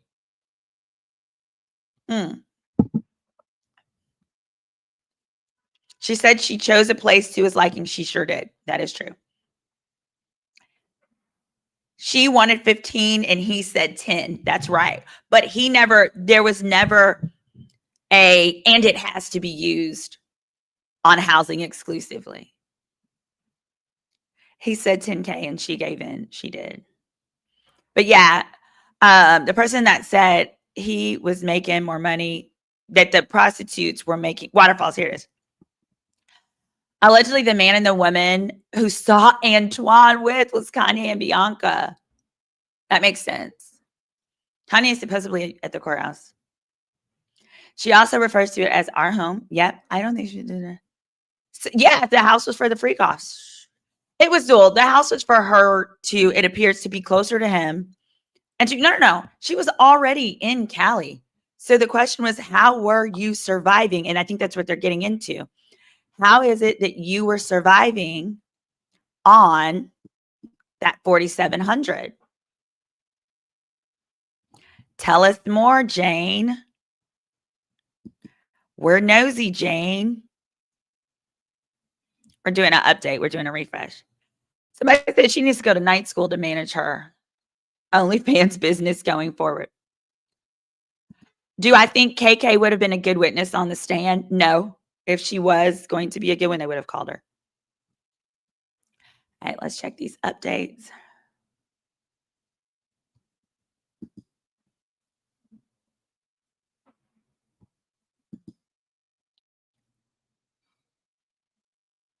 Come on. Oh, they were on a break. Okay, I see what was going on. They had gone on a break. All right, yeah, 7 minutes ago was the update. All right, let me play this clip for you guys. Y'all are going to love it. You're going to love it. I need to make sure you can hear it completely. This is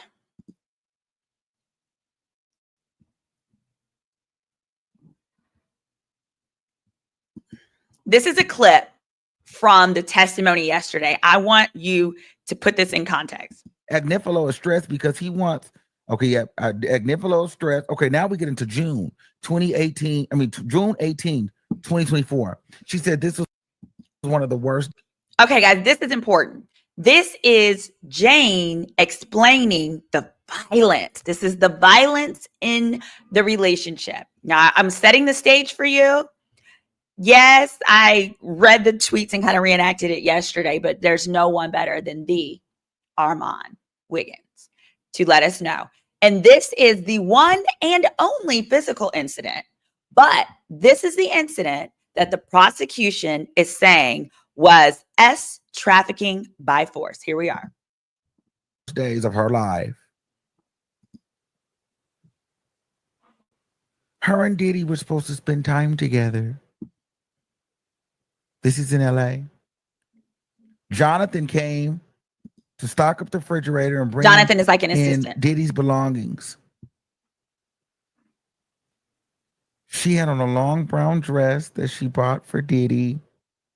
She was pouring champagne. They were laughing, having fun, listening to music. They was on the patio taking pictures. They was having a good time. I will, Catherine. Thank you, Catherine. Diddy is bracing himself, baby, in court. He's looking pissed. I'm going to update He's looking irritated right now. He's looking irritated in that courtroom.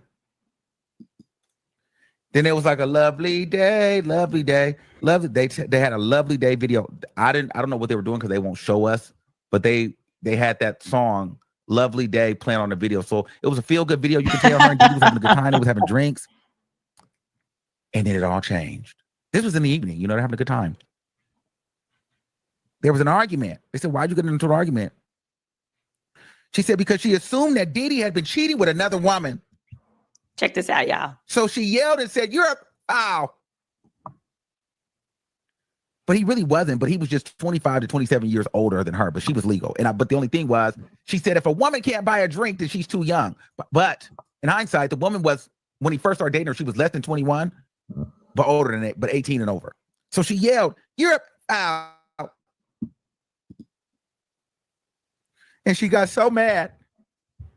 Diddy was looking down, and she slammed Diddy's head into the marble. They said, "Did you do it hard?" Gave him my best shot. Then she started picking up candles and glass and start throwing it all over the place. Ah, ah, I hate you. I hate you. High as hell. She drunk. Then she said, Diddy looked up and said, "B, you're fucking crazy. Are you fucking crazy? Are you crazy?"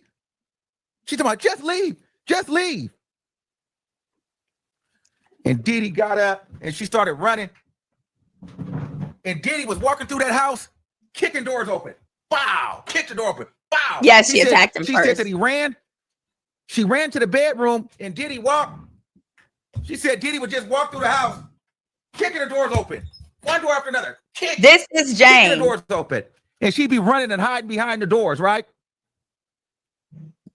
And as she was waiting to leave through the front door, he kicked her in the back of her leg and she fell on the floor like this. Because she was trying to run through the front door after she had hit Diddy. And then she fell on her butt. Then he had lifted her up in a chokehold like this, off her feet.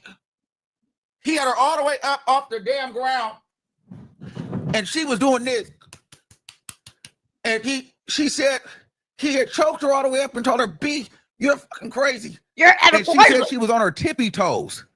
And he lifted her up and she weaseled out of that and ran out. She ran about 6 or 7 blocks. Okay? She said, "Boom." She didn't have nothing with her. She was there for about 2 hours. Then she went the long way home. But wait, I want to make sure you guys heard. When Diddy was looking down, she took his head to the marble counter and went, boop. And the prosecutor said, "Did you do it hard?" She said, "With all my might." With all my might. Girl, I feel like I was watching a good episode of Waiting to Exhale. Waiting to Exhale. Here we go. Come on. She was at the house, but then when she said she thought Diddy was gone. She thought he was gone. But Diddy wasn't gone. He wasn't gone. Yeah. She said she started walking back because she thought that Diddy was gone. Gone. She said she ran to the guest bedroom. She ran.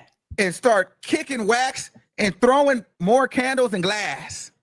Throwing glass. So mad. Then she walked up on Diddy and hit Diddy. Bow. Bow.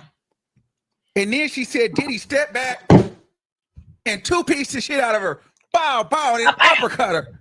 And so she get him back, girl. Hit her. Bow. Take that glass. Hit him They in said, the "Where did he punch you at?" She said he hit her in the forehead, hit her one time here, bow.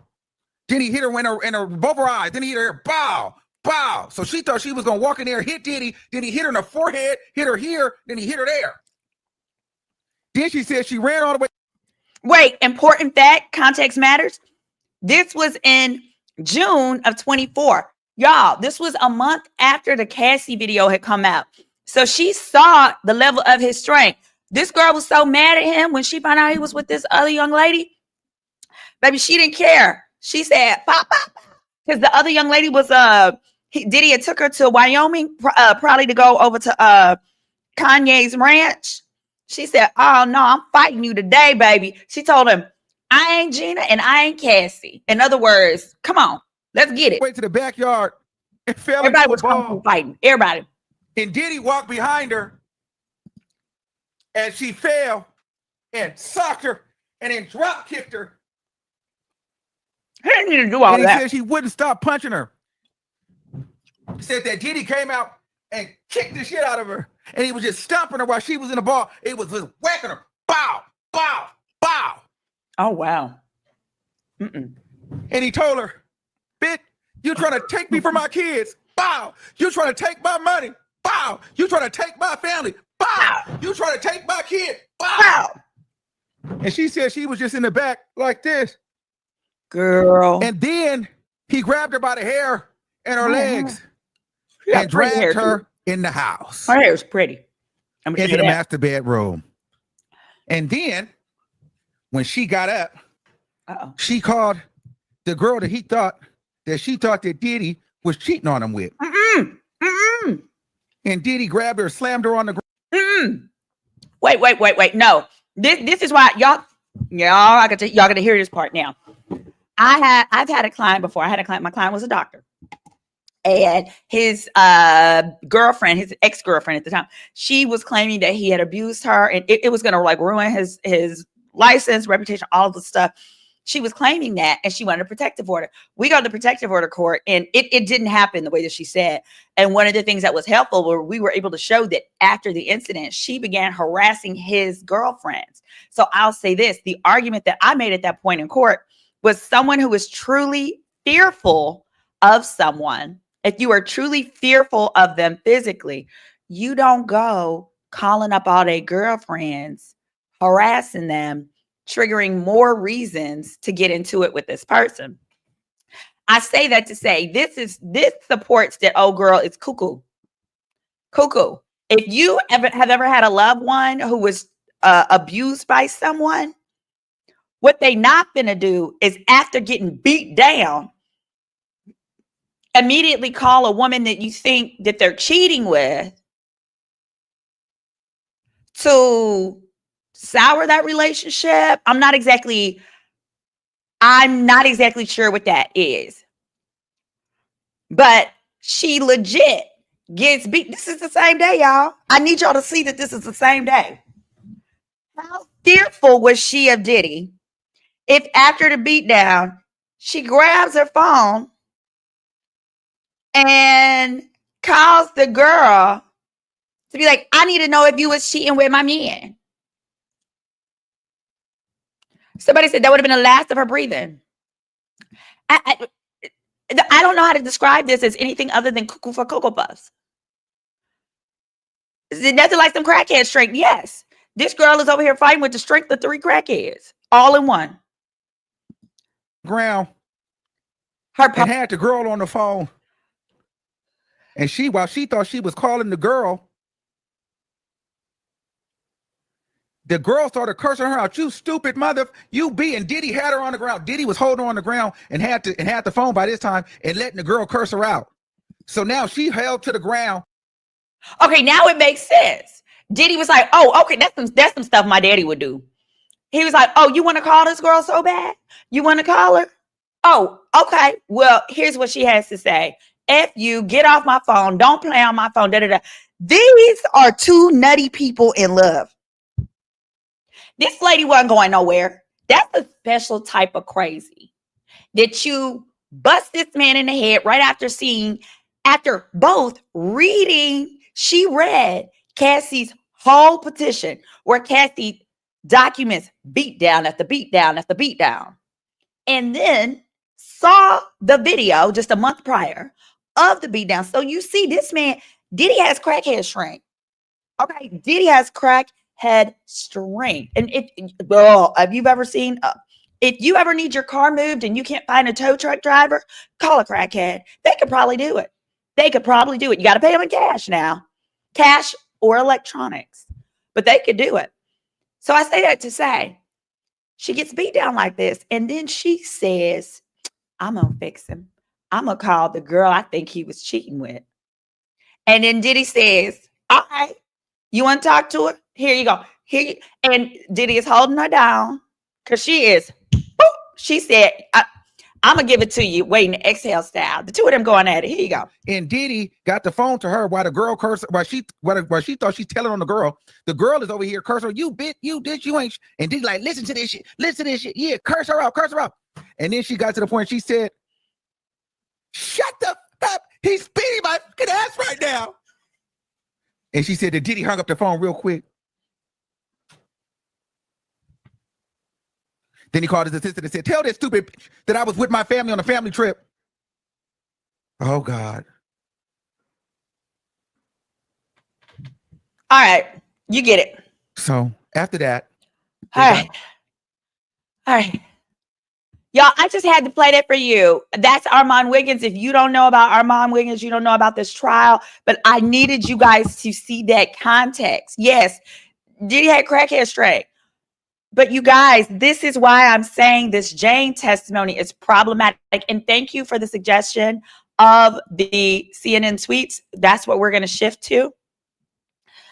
Okay, court's taking a break, but this is going to give me a chance to just get caught up. I had to play that clip for you guys. I needed you to have the context of this craziness. Because girl, what? Girl, what? But you guys, that is what the prosecution wants you to believe is trafficking by force. There it is. What? Shake your Astroglide. If you got some Astroglide in your purse, in your pocket, and whatever, shake your Astroglide. That's what we do on this channel. If you're new here, hit that, what is it? Hit that subscribe. Hit that like.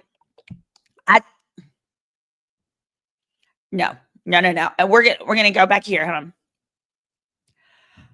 I'm gonna update. We're gonna give you all these updates. That is what the prosecution is saying as trafficking by force. Now, remember, it was one incident. We don't deny that that absolutely is physical. It is violent. The two of them were violent. But she acknowledged that not only did she start it because he was looking down and she slammed his head into the marble, she said she did it, quote, with all her might. With all her might. Yeah, Astroglide. You're not, Debbie J, you're not checking your Astroglide. Like the live. All right, so here we go. Just to recap, Jane confirmed that when she moved into her rental home in April, Diddy paid $40K upfront to cover the security deposit and the rent for the first and the last month's rent. Dang, $40K. And it's $10K a month. So security deposit must have been 2 months. Dang. Defense attorney pointed out that the landlord already possessed several months of rent payments in case Combs ever decided to stop paying the rent. That's fascinating. Because for those of you guys who are thinking it's financial, thank you guys for the suggestion of CNN too. I truly appreciate that. Those of you guys who are saying, well, this was financial coercion. How do you equate, or does it even matter to you that he had told her basically, I'm going to give you 90 days. So if we broke up, you have 90 days to move out or, figure out how you're going to pay for it. Here's the thing. I feel like 90 days, which is 3 months, is more than enough time to find a replacement place in California. Now, it's not going to be $10,000 a month, but you're not entitled to that. My other question is, if you're saying he can't stop paying her rent, the question is until when? Is he obligated to pay her rent for life?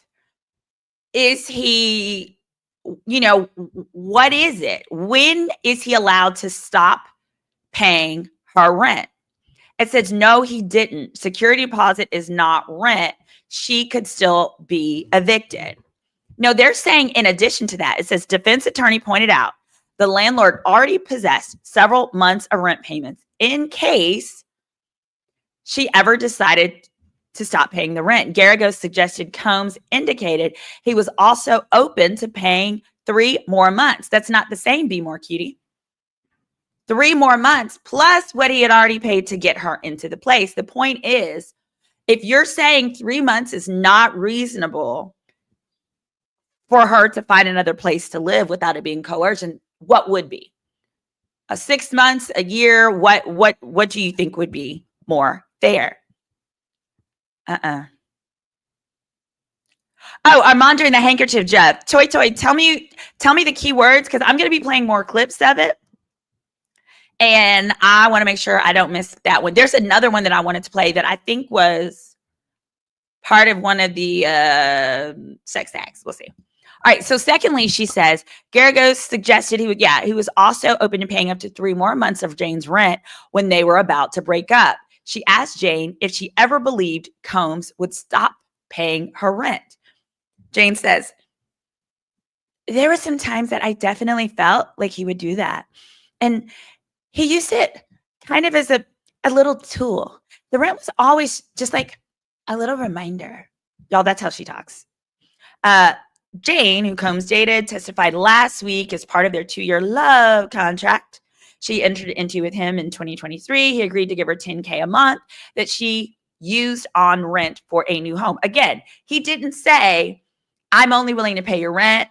He said, how much do you need? She chose for it to be rent. And here's what I think happened. Follow me. Let me know what you think, if this makes sense. You know, when you're trying to get a place like that, this is a multi-million-dollar home. You need proof of income, right? Right? So when you need proof of income, you could always, though, if your proof of income is Diddy is my man and he's backing it, who's going to decline you? Not anybody. So by her having him pay it directly, it eliminated that. So some were saying like, you know, so to the extent that people are like, oh, he's only willing to pay the rent. No, I think it made more sense for it to be structured that way because the lease, let me pick my words carefully. The lease was in her name, but his financial people did all of the financing, the security deposit, and created the financial guarantee. So I just want to, I want to make sure that. Thank you so much. Hit that subscribe as you come on, even though we know no name. Yes. Juror 6 was very late. Oh, thank you. Okay. We're getting an update on Juror 6. Symone, it says, Symone, I selfishly don't want you to go back to the courtroom. Oh, thank you. You're helping my workday go by faster. Thank you for the content. Y'all have to help tell me too, what case are we going to do next after this? Where was the minor in all of this? Ciao. All right, next update, it says, Combs talked early of polyamorous dating. Oh, that was the other thing you're going to see here. In this cross-examination, pay close attention to the wording that the defense attorneys are going to be using. They are going to be using wording that's going to take the sting out of the conduct. Watch for wording like they're going to call it threesomes instead of whatever else this freakery is. They're going to call it things like polyamorous, right? Polyamorous sounds more classy. So here we got that. Talked of polyamorous dating, but I wanted him to be mine. Describing a time when Jane was getting to know Diddy, she testified that she was with him in Miami before he bought her a pair of shoes. He bought her a pair of shoes, a Bottega Veneta bag, and a bracelet. During that trip, he explained to her that he led a polyamorous dating lifestyle. Jane said she didn't mind at first, because they were getting to know each other. But it became difficult once she had deeper feelings for Combs. I was feeling my man and wanted him to be mine. That's a wrap. That's a wrap for the prosecution. Jane also said she felt there was an imbalance in the treatment that she got from Combs in comparison to how he treated other girlfriends. I told y'all, this is a problem because what the defense is going to say is the freak-offs weren't the problem. The problem is that she was having to do them and wasn't being financially rewarded in the same ways as the others, as the other girlfriends. Hit that subscribe. Jane's baby daddy was initially paying. Yeah. So I'm going to tell you this. As of 26, I don't believe that that's true. No, this is not true at all. That's absolutely not true. That's kicker. First of all, I really, really help you. I mean, I really thank you for trying to help with facts. This is a factual channel. We love that. I pulled court records. This is absolutely not true. He never paid her that amount. Let me pick my words and my facts carefully. But that's not true. And I can tell you that what I did see is that going back for at least for the last decade, he has been paying the same as what she's testified to here. I can say that. A decade. So I thought the same thing. In fact, what I was expecting is that perhaps he was paying closer to 25 and then it became reduced around the same time that Diddy started giving her allowance. But no, that's not the case. At least for the last decade, she has been getting the same amount that she's getting here. And that is not, he might pay that for someone else. I'll say that. He may have paid that for someone else, but he did not pay that to Jane. All right. All right. Okay, someone was talking about juror 6 and that juror 6 had been late to court 3 times. Yes. Juror 6 was very late 3 times, plus being disruptive, passing notes, making jokes in inappropriate times, nodding with Diddy. Okay, well, we're gonna look for some testimony about that. All right, update as well. I didn't sign up to date a man that was in a public relationship.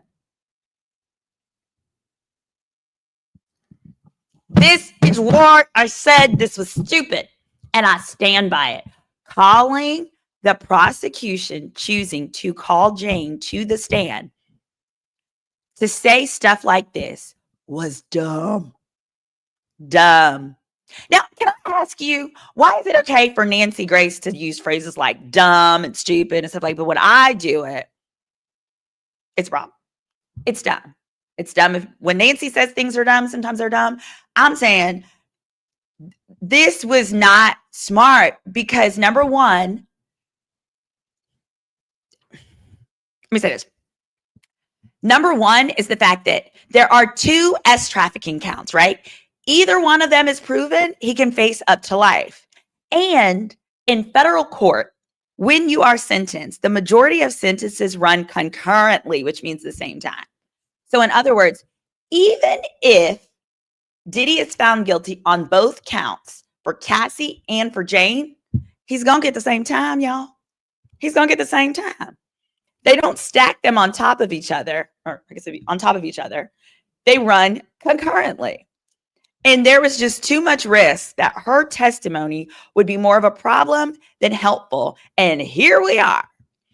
She says, Jane said it became difficult for her when Diddy started spending time with Young Miami. I told y'all that's who it was, about 6 months to a year after they started dating. Combs and Young Miami had a very public relationship that appeared to be monogamous and would post each other on social media. But Jane said her relationship with Combs was very private. She was not allowed to post him. He said, you gonna upset Miami. It was definitely not something I signed up for. I didn't sign up to date a man that was in a public relationship. So that says, I'm mad about his relationships, not I'm a trafficking victim. And then it says Combs wasn't taking care of himself. Jane says, as the defense suggests, she knew early he was an addict. On their first trip to Turks, she suggested that Diddy go to rehab in Thailand when she realized how the drugs he was taking affected him. On the flight to Turks, she noticed his shaky hands, eyes, teeth, and coloring seemed off, she said. I could tell he wasn't taking very good care of himself. Garagos suggested that Jane knew he had an addiction from early on. In the beginning, I didn't really know how to label it. I encountered someone who was overdoing the partying. She says, as our relationship continued, I would say it like her. As our relationship continued, I noticed a very strong pattern. And I still really didn't even label it as a drug addict. I think now I would say that, but then I would just say that he was a really big party guy. Taking a quick break. Okay, up 2 more updates. All right, the scene inside the courtroom. All right, we got 2 updates. Diddy's mama, sister, and his 2 sons are in the courtroom today, seated in the first row. Remember, guys, I taught you. Your legal bestie here. I taught you. Anybody in the courtroom means they won't be testifying at all for either side during the trial.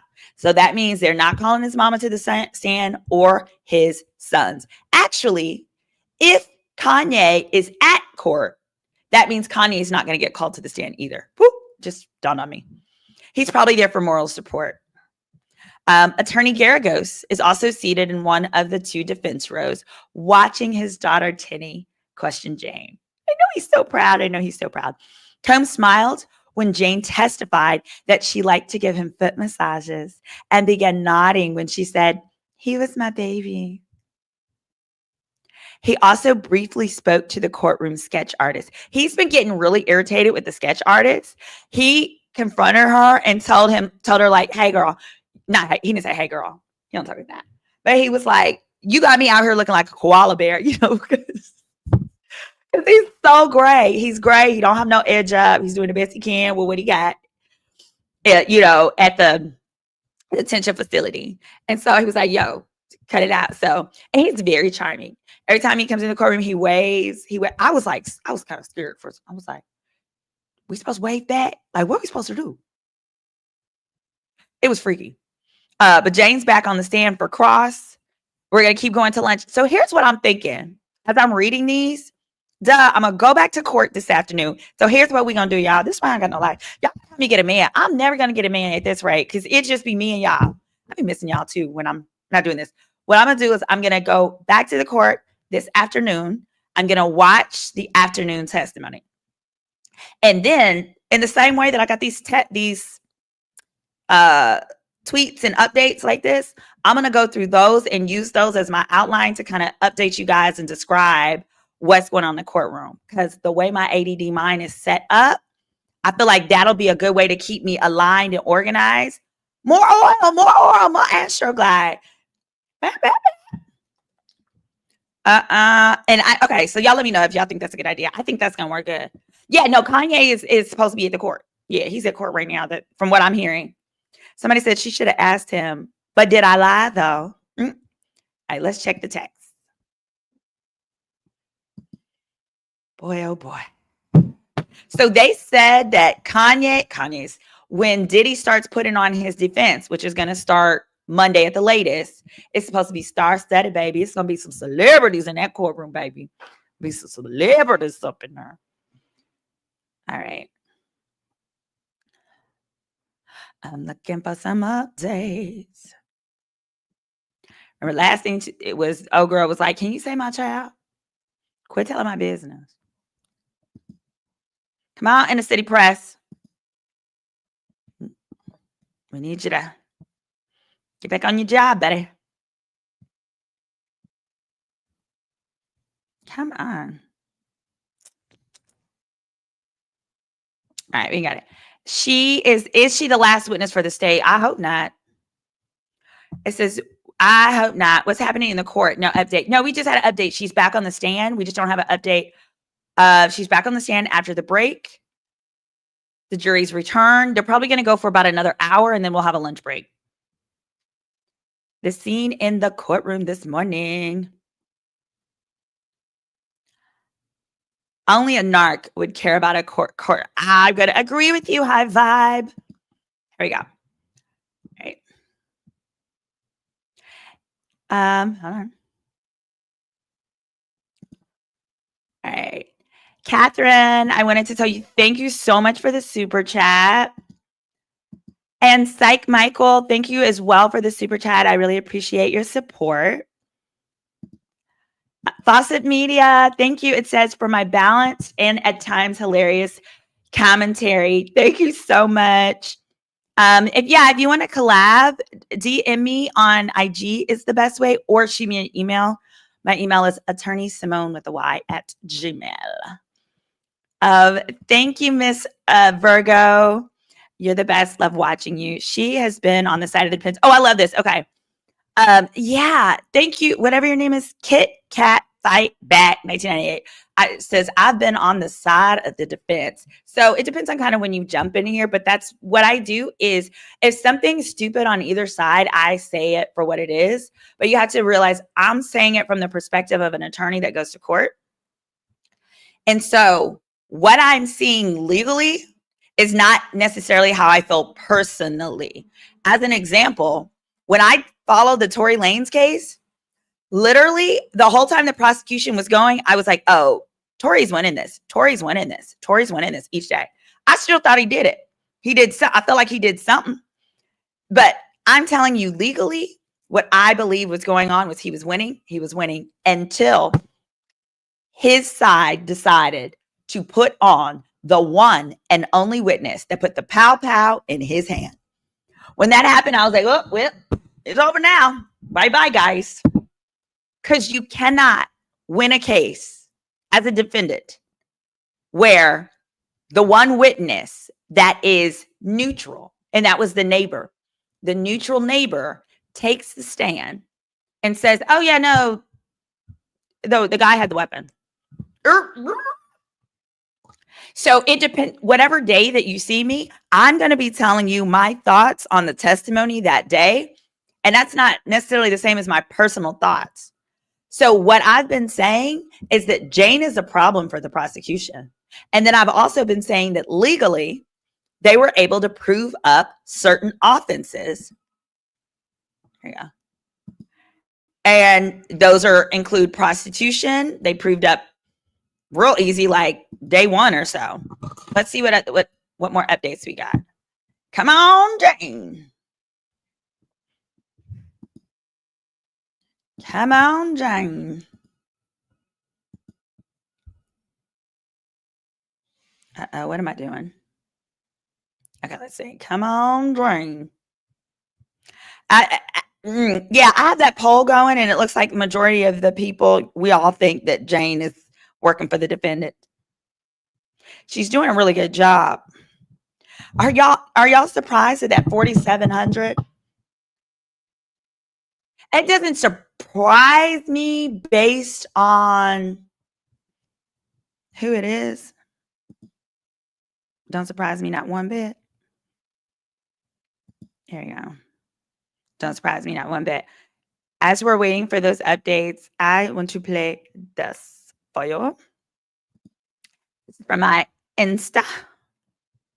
Here's the RICO. I'm your legal bestie, Attorney Symone. I break down celebrity cases on social media. As we here's what has to be shown. Number one, that there's an enterprise. Number two, that there's an agreement within the enterprise to operate for a common goal, and that there's a pattern of racketeering activity. First, we know there's an enterprise. It's literally called Sean Combs Enterprises. But the question is, are they agreeing to commit crime? Secondly, the agreed upon goal. The prosecution is trying to show that these things were done at Diddy's instruction or with Diddy's consent in order to keep Diddy happy. That is a sufficient agreed upon goal for the enterprise. And third, and this is the part that most people are like, what the hey, we haven't seen anything here, is the pattern of racketeering activity. All they have to do is show 2 of these 8, from kidnapping, arson, bribery, tampering with a witness, forced labor, trafficking, transporting prostitutes across state lines, and possession with intent to distribute or distribution of narcotics or controlled substances. Here are some of the offenses the prosecution has already provided evidence of. Number 1, bribery. That was on day 1. The hotel worker stated that Diddy offered him money to make this go away. Now, he didn't take it, but that doesn't matter. Bribery is the ask. It has nothing to do with the taking. Furthermore, the hotel actually did accept $100,000 to make the take go away. So that's sufficient proof of bribery. Number 2, tampering with a witness. When they paid off the hotel workers and told them not to speak, that was tampering with witnesses. Those were witnesses that could have confirmed the abuse. In addition, this was done for the purpose of protecting Diddy's brand. If that video had gotten out in 2016, he would have been dropped by all the different brands and all his sponsorships. Yeah. So that's 2 right there. Bribery, tampering with witness. The transportation of prostitutes across state lines. Now, prostitution is super easy to prove. All they have to show is that it took place in 2 different states. 2 male hookers have already taken the stand and talked about the various cities where they were paid to have sex with Cassie. There's also been evidence presented of distribution of narcotics and controlled substances.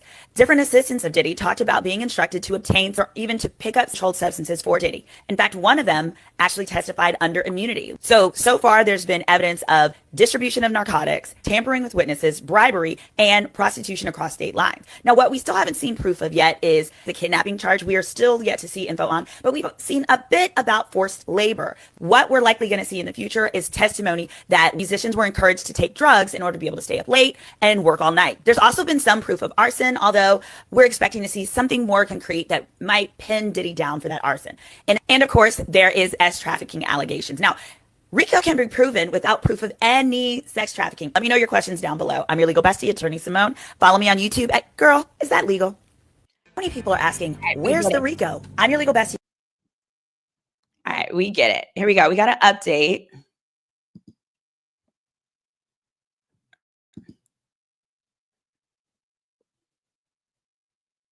We got another update. Okay. Oh. The update. You are the crack pipe. Defense highlights affection in Jane's relationship. Oh, not an angry crack pipe, like a good crack pipe. It says after a trip to Turks and Caicos that the former Sean Combs girlfriend appearing under Jane previously testified that she would not have attended had she known a male escort would show up. Y'all, that's very important because the prosecution is using that to claim she was trafficked by fraud because they're claiming she would have never shown up in Turks and Caicos if she knew he was going to call one of the male hookers, Paul the prostitute. That she would not, and so it was fraud because he didn't tell her he was flying Paul the prostitute into town. It said that she would not have, had she known the male escort was going to show up, that the jury, it said the jury heard a voice note that Jane sent to Combs that said, I had so much fun with you. This is after she says it was fraud that got her there. She would have never come had she known Paul the prostitute was going to be there. Defense attorney Garagos asked, there were entertainers there, referring to the male escort. She said, unfortunately. Garagos pointed out, you're saying I feel closer to you. I had so much fun. Yes, specifically you, meaning him, as in she had more fun with him. Garagos, and you feel close to him on another level, right? Yes. The voice note came in response to a voice note that Combs sent Jane, in which the jury heard him saying, you the crack pipe. That's my new name for you. Crack pipe. I'm going to call you CP. Oh, from an addict, that is a term of endearment, meaning I love you as much as I love crack.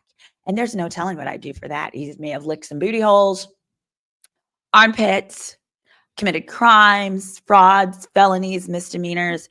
If you know a crack addict and their crack pipe, you know how deep this love runs. She then responded and said, thank you so much, baby. You have no idea how much this means. I am beyond grateful. She wrote in a message. At the end of the day, you never believed he would withhold the rent, did you? Garagos asked.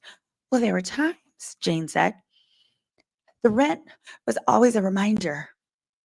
Do you remember saying to the government that when he would use the rent as a tool, that you would tell him, I'm not Cassie. I could make your life hell. She said, that was one argument.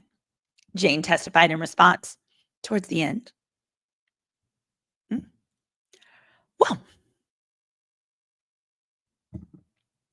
there we go. There we go. A crack pipe. Yeah. Oh, a crack pipe. It's a term of endearment. Who knew? Who knew? No.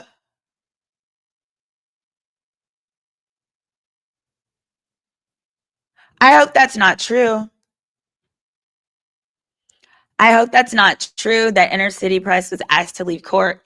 It may have been because of the tweet where he said what Garagos said, which was son. That makes sense.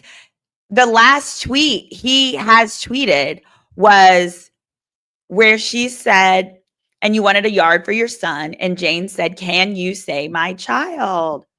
Here it is. The last tweet for him is where it says, can you say my child? And then that was it.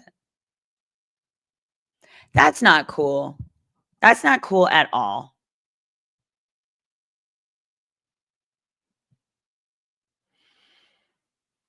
But honestly, seriously, that should not be a deal-breaking fact. Like, sorry, I need some beef jerky. I need some protein. Not no dick. Not that kind.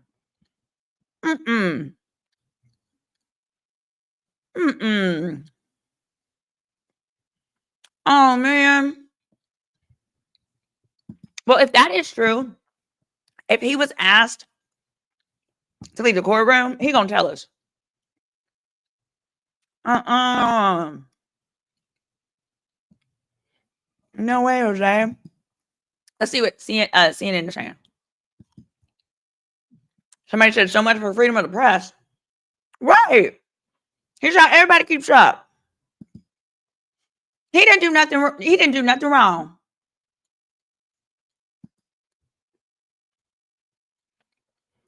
That man didn't do nothing wrong. Because here we go. Live updates. Here we go.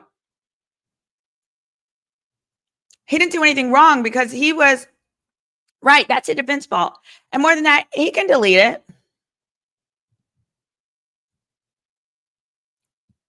Okay, we got a CNN update. All right, CNN is saying, defense attorney suggested Jane told prosecutors that she enjoyed just about every minute with Combs during hotel nights. During hotel nights, the portion of me and him, yes, I love that part. She testified that they'd have some alone time for about 30 minutes to an hour before the entertainer came and then they left, and she enjoyed when the two of them would make love. Jane confirmed that Combs gave her the attention and affection that she wanted during those hotel nights.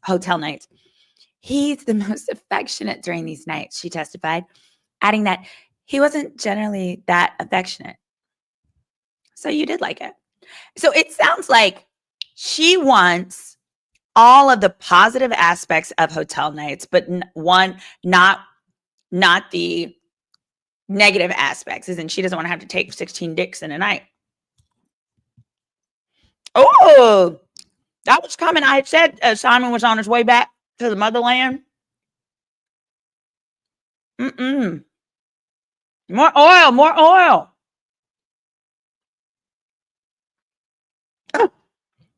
Yeah. Okay. Yeah, it was time. I knew it was that's going to be interesting for the divorce case. I'll do a YouTube video on how this is Simon getting deported will impact the divorce case. The press has been saying son. So why single him out today? I agree.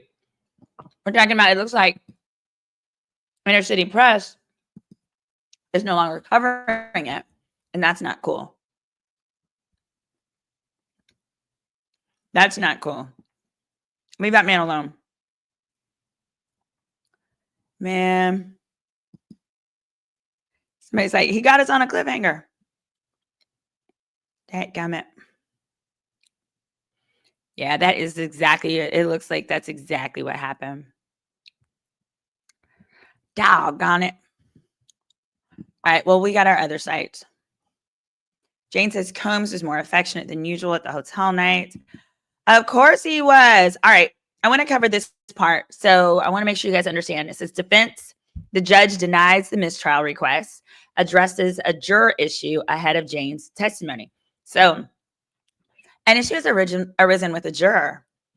And it said Tuesday without disclosing what the issue is. The issue was the subject of a conversation in the robing room yesterday among the judge and the lawyers, a transcript of which is sealed. They make the transcript, but they seal it in the event that defense needs to use it on appeal. Fun fact, y'all know that only the defense can appeal? In American criminal courts, the prosecution can never appeal. That's because if he's found not guilty, that's just what it is. There's no form of an appeal from the prosecutors to be like, oh, this should not have come into evidence, and because it came in, he was found not guilty and we should be able to try him again. Nope. That's not a thing. So that's why every objection is so critical in ensuring that the prosecution does everything that they can to get a conviction, because they've only got one shot. It says also Tuesday morning, he denied a request for a mistrial. The defense accused prosecutors of knowingly introducing what they said was false testimony by Bongelin, who told the jury that Combs dangled her from the balcony of Cassie's apartment in 2016. The defense argued hotel receipts put Combs in New York at the time she testified the incident occurred. After the receipts were presented, Bongelin testified the incident occurred, but she wasn't unsure of the date. That was in what was called redirect. This is not fodder for a mistrial, the judge said. This is the adversarial process at work, as in let the jury decide if she's lying. On Wednesday, Combs's ex, Jane, is set to return to the stand. She met with defense attorneys, guys, as recently as 2 months ago, and said that they were the first people that she told of a fight that she had with Combs that left her with welts on her forehead and a black eye. I think it's substantial that in their entire 3-year-long relationship, they had one altercation, and it was one in which she busted him upside the head first.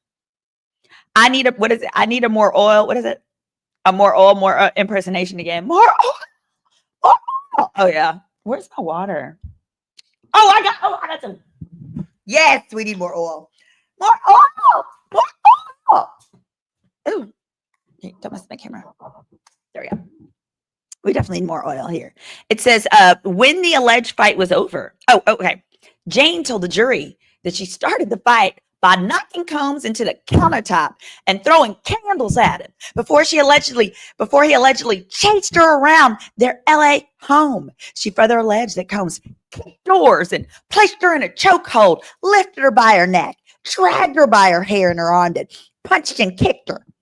When the alleged fight was over, Jane testified that Combs told her to ice her injuries, put on some lingerie and some heels, and take an ecstasy pill so that she could have X with the male escort. And she did it. Jane read for the court multiple text messages she sent to Combs, pleading with him to understand the physical and psychological toll that the so-called hotel nights and sexual encounters were taking on her, telling him in part, I'm not an animal. I'm not a porn star. She's real pretty, though. She could be one if she wanted to be.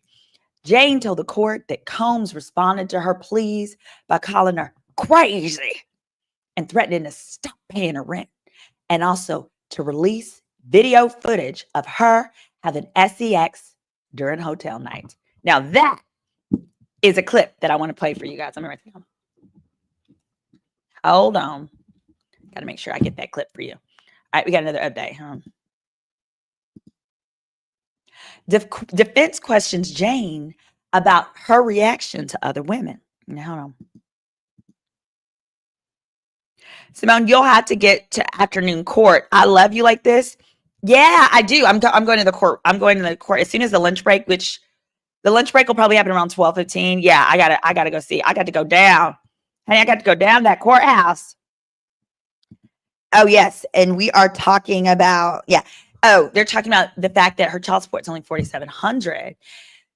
It said that I hope he pays for the child's education and medical in addition to the $4,700. You know, that's interesting that you say that. If you go to my shorts, I have a short on Tyrese. I also did a full video on Tyrese. Tyrese makes $275,000 per month. He only wanted to pay $3,000 per month, and that's all that he was paying in child support, despite being ordered to pay $10K. And then from that $10K, the mom was supposed to pay half the private school, and he was supposed to pay half.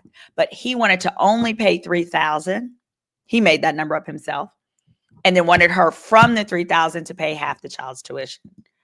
Yes, thank you. But Eric Hopel said, I just said that crackhead on 1,000, crackhead energy. Absolutely. Having all this happen. Absolutely. Where is your kid sleeping? Thank you so much, Tamara B. Oh, yeah. Tamara, her baby daddy is about to get full rights, and she's not going to have that $4,700. But it sounded like she said she made $50,000. I want to find out. I'll find out in court today. Did she say $50,000 a month or a year? Yes. Yes. Absolutely. I played it just a little while ago of Armand doing that reenaction. And thank you so much for this super chat. It says, did he use women to have access to men? Tamra, I think you're preaching. I think you might be preaching. I think you got on to something there. Michelle, thanks so much for breaking down the trial. I appreciate the super chat. All right, it says, defense questions Jane about her reaction to other women. On a trip to Turks early in the relationship with Combs, Jane, the former girlfriend testifying under a pseudonym, told the court she had taken a large X pill and experienced an adverse reaction. Attorney asked if Combs' chief of staff, KK, helped her through the incident. She said yes. She turned on the shower and got me in the shower. Everybody was just kind of around and making sure I was okay.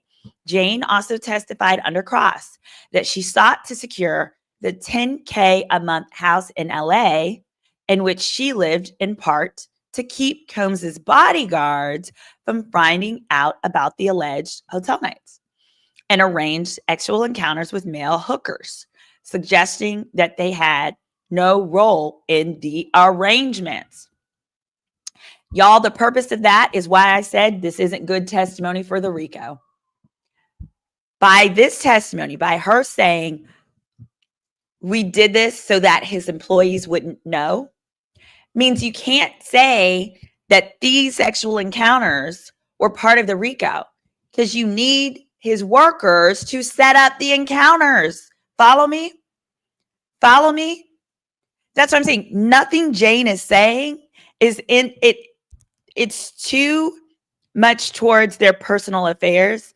It's not enough towards the RICO. Now, the S trafficking charge is a standalone charge, meaning he can be found guilty of that without being found guilty of RICO.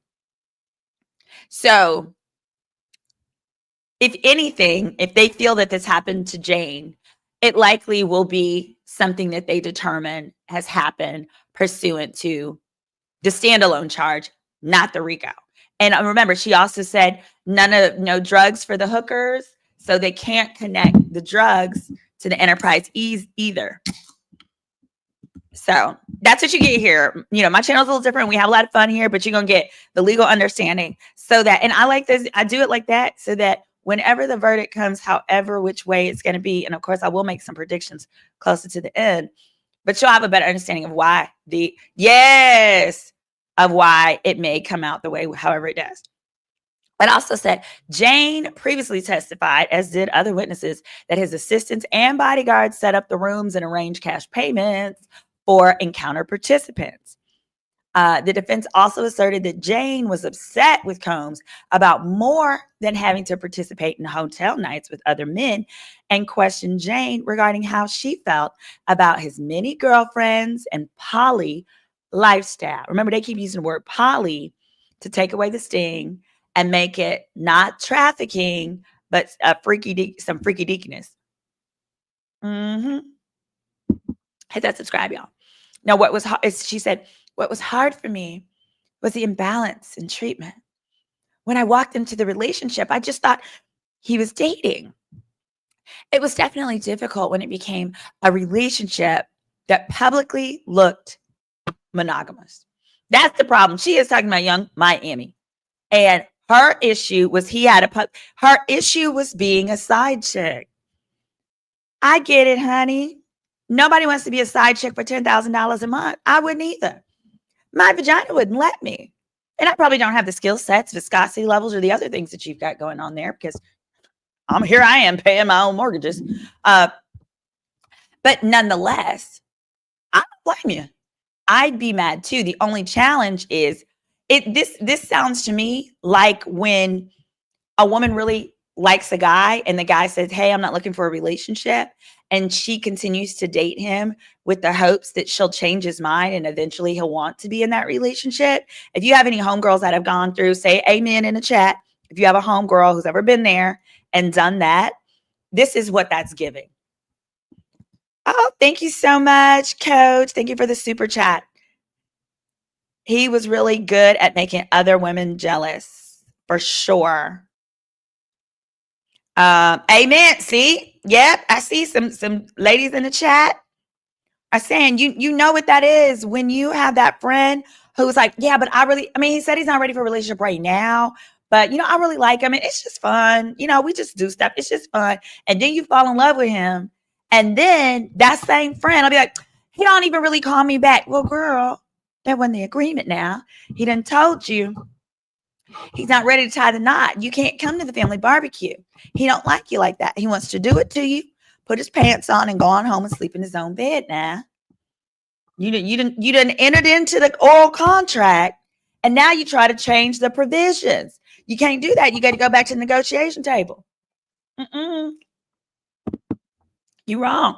How is Jane testifying when he is paying for her lawyer and paying for her lawyer and testimony and feels pro Diddy? Why would prosecutors pick her? Again, I don't know. They just added her in April, y'all. This was so unnecessary. She was not in the prior indictment. So then she said what was hard for her was the imbalance in the treatment. And when he got into a publicly monogamous looking relationship, talking about Young Miami. Now, but the thing was, Young Miami actually didn't. I just thought Young Miami was his favorite, not his only.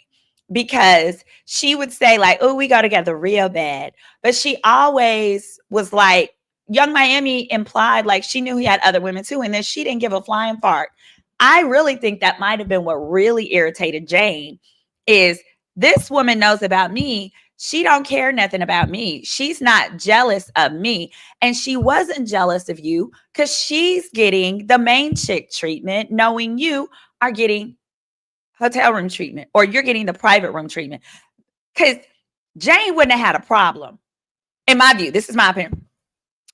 I don't think Jane would have had a problem if he was giving her jets, private jets, flying her girls out to a villa. If she wants unlimited access, I hate to say it like this, unlimited access to like the benefits of dating a Diddy.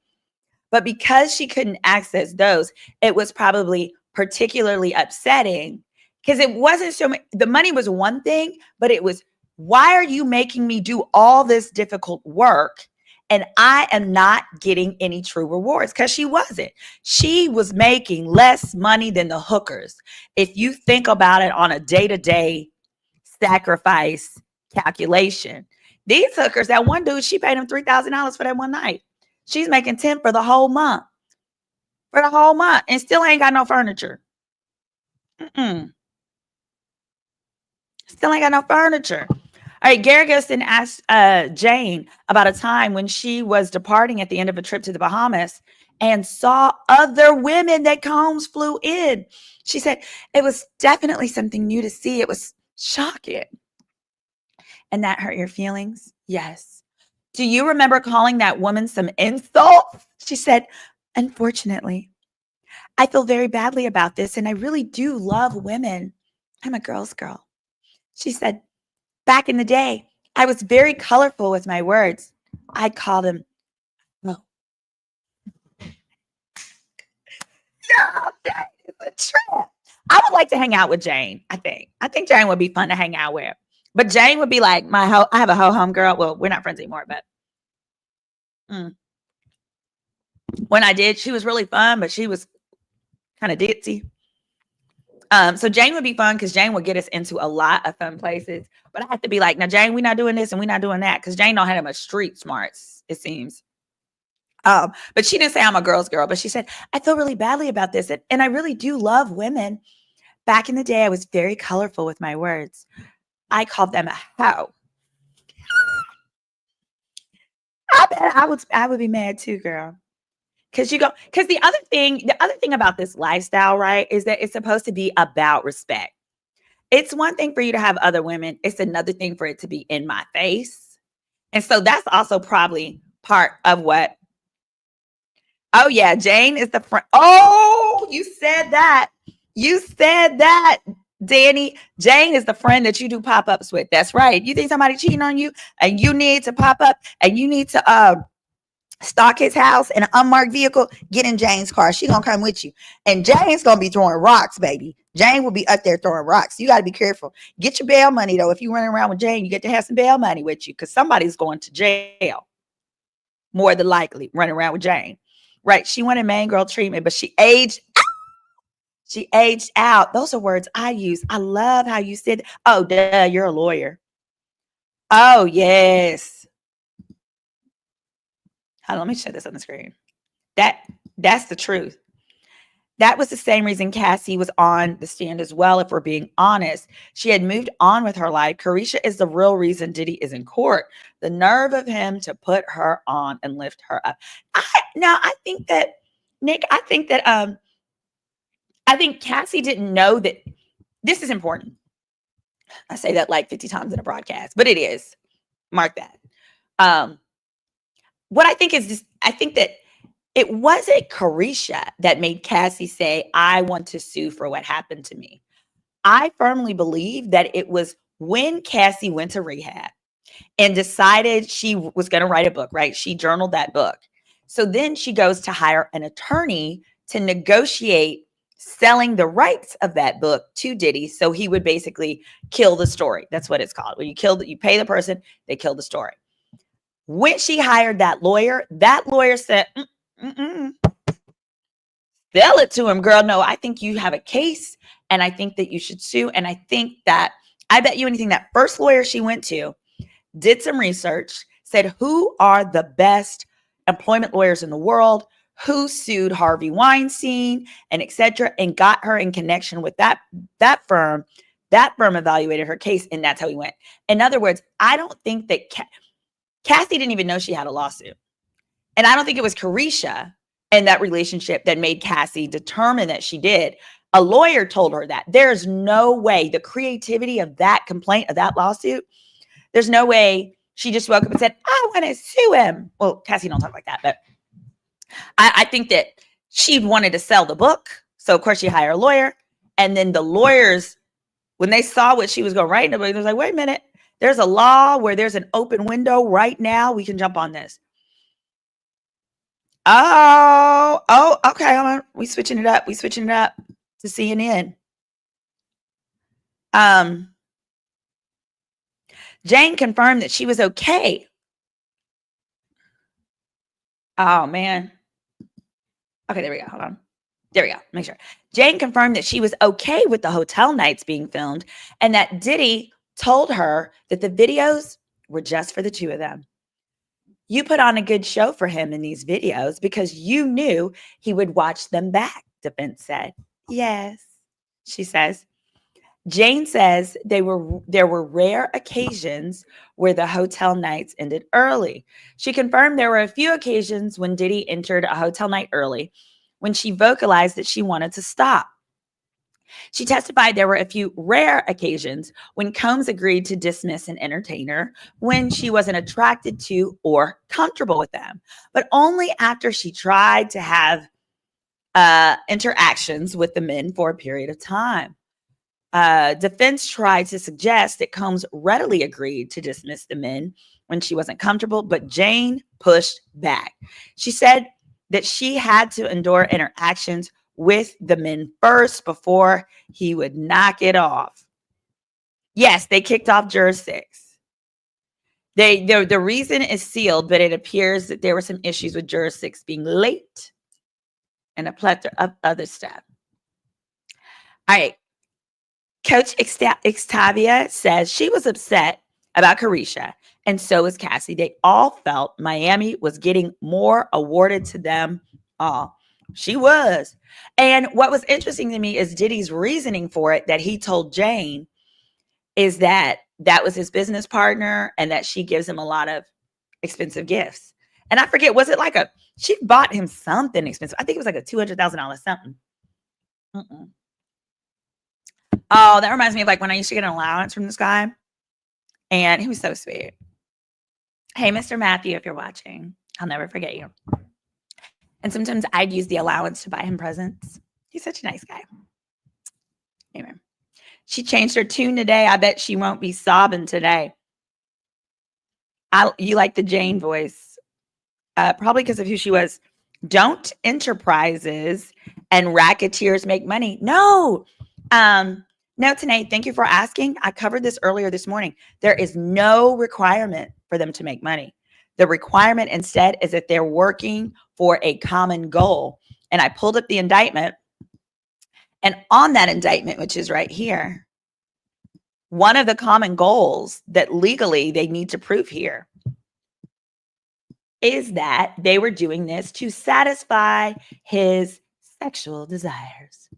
I hate saying that word. Yes, here it is. All right, on it. Here it is. It's like E or something. That some of. Let me show you the section. I'm showing you. You want? It was. Is it 543? Nope, no. This was the. Oh, that was that one. These are all the different. Oh, I see the problem. Reasons that they like things that common reasons. It says da da da da. Oh, sorry, it's not letting me. Well, let's do. Okay, there we go. It was making me go the wrong way. Purposes of the enterprise. Here it is. 11, and one of them is preserving and protecting the brand, and E is fulfilling the personal desires of Combs. That's sufficient. The personal desires there include sexual gratification. So basically, making him happy is sufficient. So it doesn't have to be for money, as long as it just needs to be for a common goal. So what happens is, I think the reason people get confused is because in other instances, the common goal is for them to make money, but money itself doesn't have to be the goal of the enterprise. Great question. All right, imagine sleeping with a random person.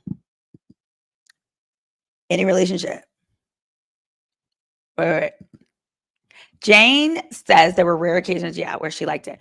I'm just checking on Inner City Press. Let me see if he makes a statement. I'm checking his page again. While we're waiting for an update, I need to play you guys another clip from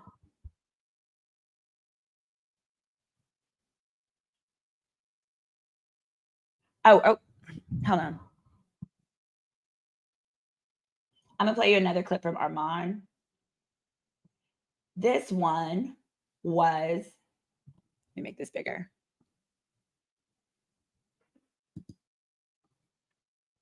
We're gonna pull this one down.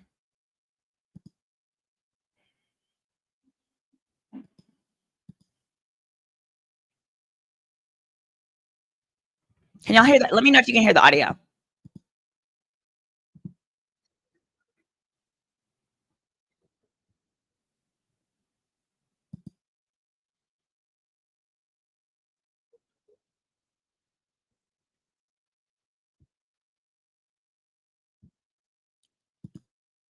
This was after they got to wrestling.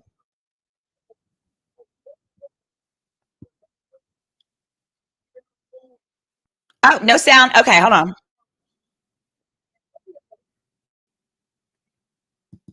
Let's try it now.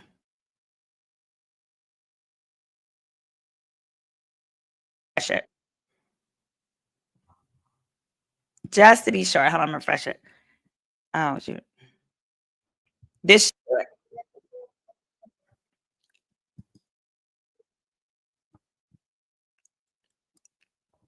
ah.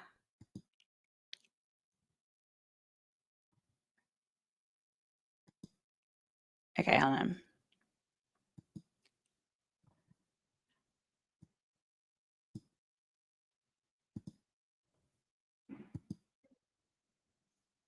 Okay. Can you hear the sound now? Oh. No, I need to hear that part. Let me know if y'all can hear this sound is critical. Let me know if you can hear the sound. They would, yeah, they would. The girls was tussling. Okay. Oh, her and him was tussling. All right, let me. I'm gonna refresh. Hold on, just don't go nowhere. I'm just gonna hit refresh.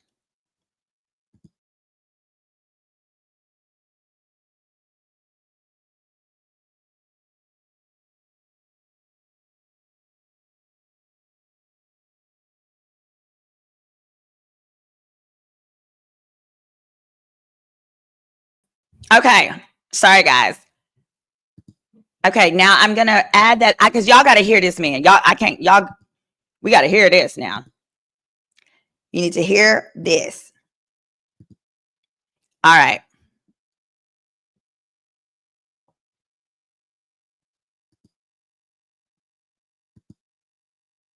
All right. This is the update of what happened. Here we go. This is the update of what happened. This is the same day that they got to tussling when she slammed his head into the marble counter. And she said she was on her tippy toes. Okay. And he lifted her up and she weaseled out of that and ran out. She ran about 6 or 7 blocks. Okay. She didn't have nothing with her. She was there for about 2 hours. Then she went the long way home. She was at the house, but then when she said she thought Diddy was gone. She thought he was gone. But Diddy wasn't gone. He wasn't gone. She said she started walking back because she thought that Diddy was gone. She said she ran to the guest bedroom and started kicking wax and throwing more candles and glass. Candles and glass. She was so mad. Then she walked up on Diddy and hit Diddy. Bow.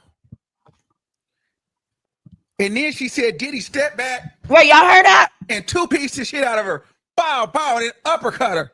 And so she bow, hit her. So y'all, she ran down the street, y'all. Came back. Punched Diddy in the face. Punch him in the face. Here we go. Bow. They said, where did he punch you at? She said he hit her in the forehead, hit her one time here, bow.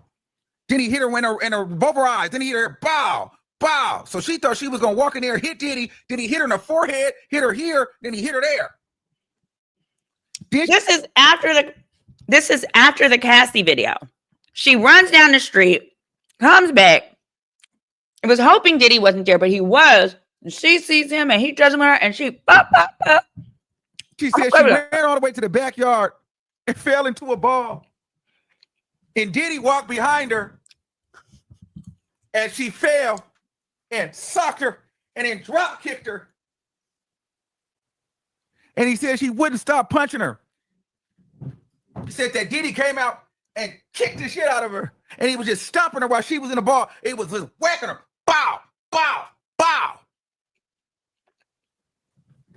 And he told her, bitch, you trying to take me from my kids. Bow. You trying to take my money. Bow. You trying to take my family. Bow. You trying to take my kid. Bow. Now the context, y'all, the context is, at this point, Diddy is very paranoid because the Cassie lawsuit has already been settled. The Cassie tape had just been released a month prior. And so he's very paranoid. And they had a conversation before that, him and Jane, which I'll play a clip from later. She was just in the back like this. And then he grabbed her by the hair and her legs and dragged her in the house into the master bedroom. And then when she got up, she called the girl that she thought that Diddy was cheating on him with. And Diddy grabbed her, slammed her on the ground, and had the girl on the phone. And while she thought she was calling the girl. It gets better. The girl started cursing her out. You stupid mother, you be. And Diddy had her on the ground. Diddy was holding her on the ground and had the phone by this time and letting the girl curse her out. So now she held to the ground and Diddy got the phone to her while the girl cursed, while she thought she's telling on the girl. The girl is over here cursing her, you bitch, you this, you ain't. And Diddy like, listen to this shit. Yeah, curse her out. And then she got to the point she said, shut the fuck up. He's beating my fucking ass right now. And she said that Diddy hung up the phone real quick. Then he called his assistant and said, tell that stupid bitch that I was with my family on a family trip. Oh, God.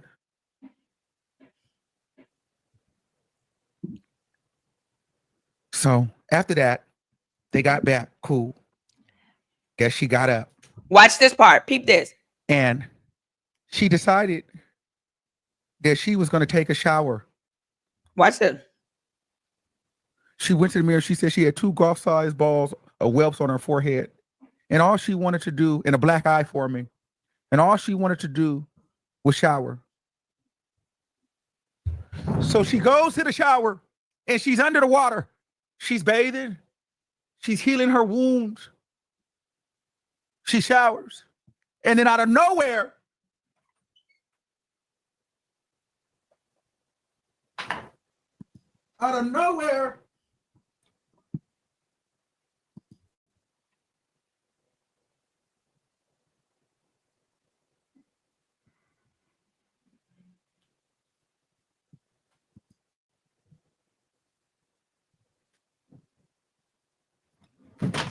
Diddy appears and just starts smacking the shit out of her while she's in the shower. And all the water splashing everywhere, and Diddy just starts slapping the shit out of her while she's in the shower. Just getting her. She was submerged in water, and he just jumped out of nowhere and said nothing and started smacking the shit out of her while she's in the shower. I was like, yo, this is crazy. Hold on. Woo. Oh, my God. That's it. Wait, keep going. Wait, look what. Could you imagine that? Could you imagine being in the shower, your safe space, after a fight, and you just want to heal your wounds? Wait, what happens next? Wait. And you just like, all right, it was a rough night. You in the shower, that motherfucker just appear and don't say nothing and just start smacking the shit out you while you in the water? Could you imagine being attacked like that? And you got water all in your eye, plus you getting smacked. That's so much. And then she was just slipping on water. She said she just kept slipping on water, and he was just backhanding the shit out of her and smacking on the water. It was like a water fight with her face.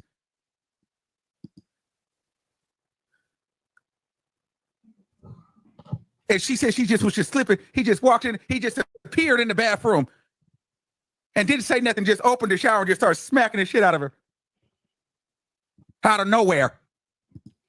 Hey, to the person, someone just said that there's an attorney that's giving updates. Could you send me a link to that page? Because you're right, attorneys actually, they're not supposed to have we're allowed to bring our phone in the court, but not into that courtroom. But either way, if she's probably giving updates because what's his name, Inner City Press cannot. So there you go. He said, yes, the Just Law page. I would love to. If you could send a link to that, mods, don't eliminate that link. Let's keep hearing from our mod, and we're gonna go back to it. Oh, Jesus. Thank you, girl. What's the tea? Then Diddy left and started texting Anton. But then when he was on the phone, he seen that Jane and Anton had been texting cordially and hadn't told Diddy. Remember, I told you the story that they met in Vegas. So Diddy her and Diddy just got done trying to whoop on each other. Diddy just whooped her tail. And now Diddy is texting an S worker to set up a hotel night. She was like, well, Diddy was like, well, how do you know this nigga from Vegas? She was like, well, we got mutual friends. She was like, nah, y'all texting, y'all cool. Like, what's going on? Who is this mutual friend? You don't have any mutual friends with him. She said she lied because she didn't want to make the night worse. Next thing you know, Anton is arriving. It's time for a freak off. Mind you, she's putting makeup on now because Diddy told her, B, get dressed. You're not going to ruin my night. You're going to figure this out. I don't care that we fought, but you're not ruining my night like this. We're still doing the freak off. This is dawn. This is evening. They fought. This fight lasted from October, 19th to early October. No, October 18th to early October 19th. So the point is this. This is some crazy shit, though, because y'all fighting at night in the evening. Literally. And then it's dawn now. So dawn is like 5:30, 6, 7, maybe in the morning. The guy is coming now for the freak off. But mind you, I'm trying to figure out how are we doing a freak off when it's glass, it's doors kicking off the hinges, it's candle wax everywhere. Y'all gonna hurt yourselves. But anyway, it's going down. Diddy wasn't happy with her knowing Anton or having a mutual friend. She said, I told him everything at this point. She said, okay. Because Diddy was like, it's still, he said, I need to talk to you. This is still not sitting right with me. So she said that she went and had to tell him everything. Hold on. She said, I went to a party in Vegas. He was there. When I walked in, Anton was and this girl and these two rappers, this rapper guy and his girlfriend. So he was like, oh, so you doing this? So Diddy felt the way because he was like, oh, you let a stripper, nigga? You cheated on me with a stripper? She said, I told him nothing ever happened. I didn't do anything. I didn't cheat. I promised I didn't do that. But Diddy is like, wait, so you telling me a stripper got something on me, an escort, a star? He got something on me over my head? You got that nigga feeling like he bigger than me?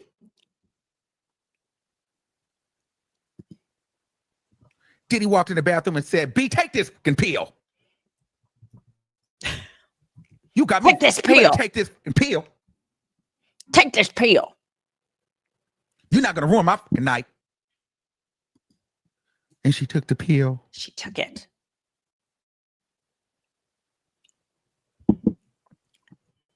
And then she said, suck his fucking dick.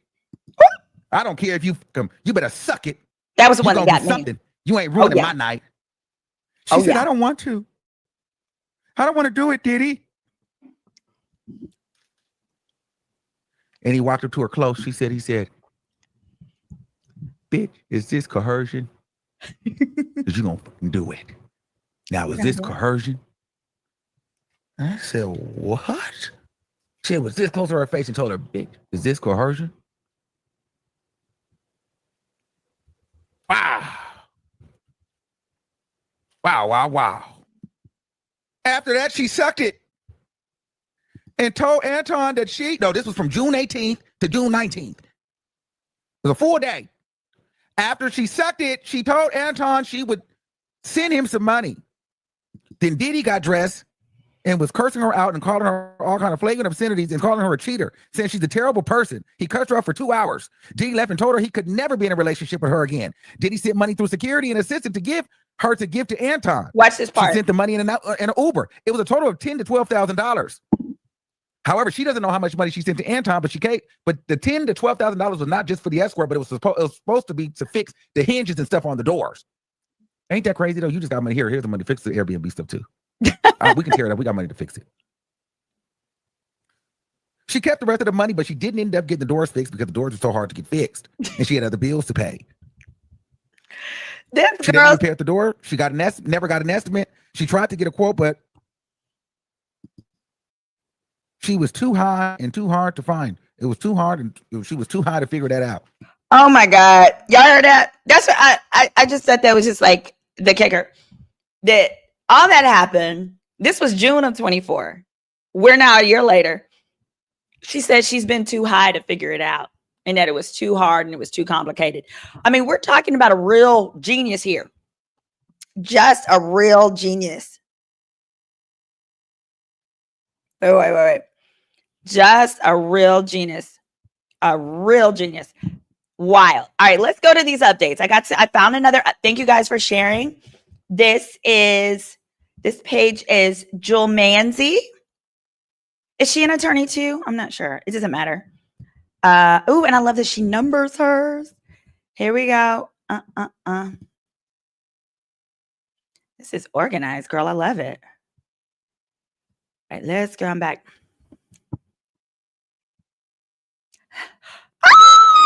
Y'all, we got pictures of the Astroglide. Where's the Astroglide?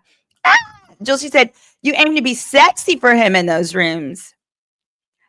You aim to, wait. So it says, Jane says, in those hotel rooms, he was vulnerable and I connected with that. It was tough. I broke my own boundaries to make him feel loved. So this closeness bonded you two. Yes, especially the intimacy afterwards. That's what I cherished.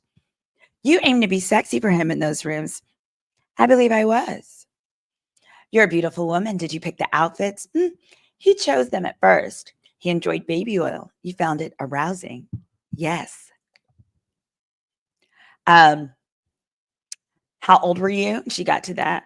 Now, what are y'all doing? What did it say? Combs. How high were the heels? 6 to 7 inches. Though I usually wear like only 3 to 4. You wanted your child closer to their father. Did he see the child? What's that got to do with it? Fast forward. Oh, we're in the 60s now. Hold on. We're in the 60s.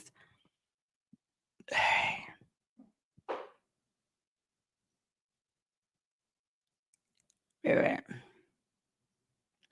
You mentioned things changed when Mr. Combs started spending time with young Miami. Yes, it became difficult for me about 6 months to a year after we started dating. What made it difficult? Their relationship was very public. They posted about each other all over social media. Meanwhile, mine with him was very private. How did that make you feel? It wasn't what I signed up for. I didn't agree to date a man who was in a public relationship with someone else. You testified about a trip to Miami where you were still getting to know Mr. Combs. Can you describe what happened? Yes. We were in Miami and he bought me a pair of shoes and a Bottega Veneta bag and a bracelet. During this trip, did Mr. Combs discuss his lifestyle with you? Yes. He explained he led a polygamous lifestyle. And how did you react to that explanation at the time? Well, at first I didn't mind. We were just getting to know each other, so it wasn't a big deal to me then. But your feelings changed over time? Well, yes. As I developed deeper feelings for him, it became difficult. I was feeling my man and I wanted him to be mine. You also mentioned feeling that there was an imbalance in how Mr. Combs treated you compared to his other girlfriends. Can you elaborate? I just felt that the way he treated me wasn't the same as how he treated some of the other women he was seeing. It felt unequivocal. In other words, peep this, y'all. When he talks about, like, she wanted to be able to treat her friends to the trips, like how she first met Diddy because her homegirl was dating him and he took her homegirls all on this trip and paid for everything. Like, she's not getting that. She wants to be able to show him off to her friends. But you got to remember, Diddy got her not just from her friend, but her baby dad is someone Diddy doesn't respect. So what Diddy loves is slutting out the enemy's baby mama.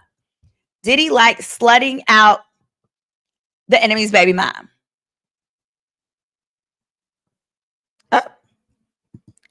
I believe Jane had a love-hate feelings for the freak off. I think so too. I think she loved making him happy. She hated the work. That's understandable.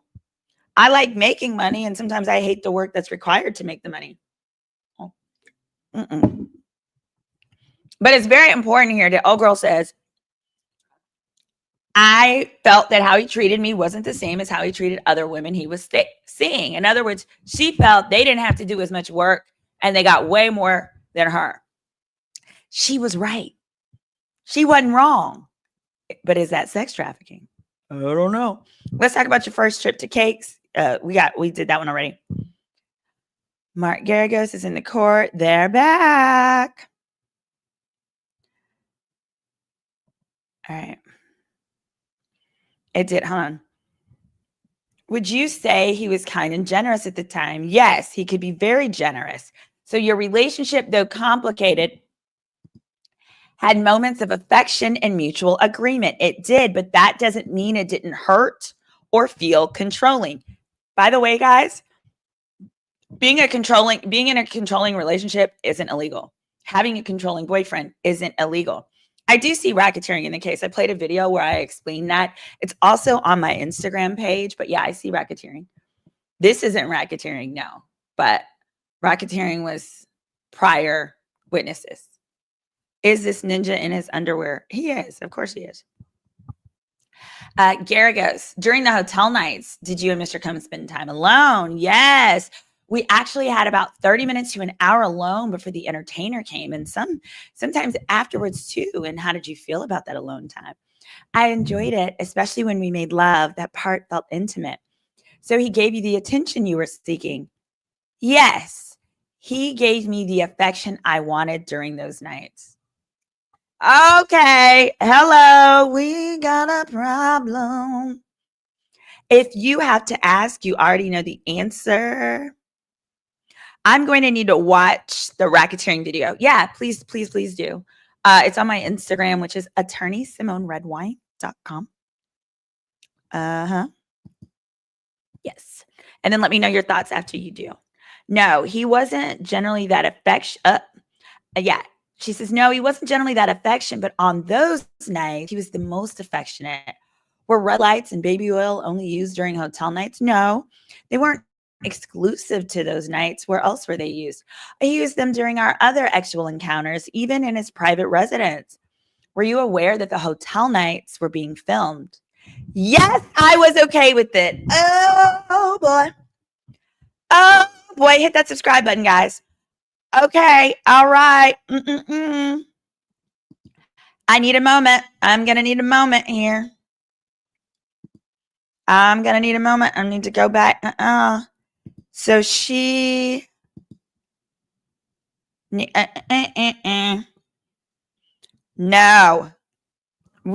She knew the hotel...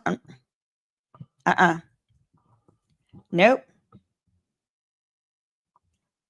All right. We're going to play this clip. We're going to switch to this real quick. She said, I knew they were being recorded. Give me 1 second. We're going to switch.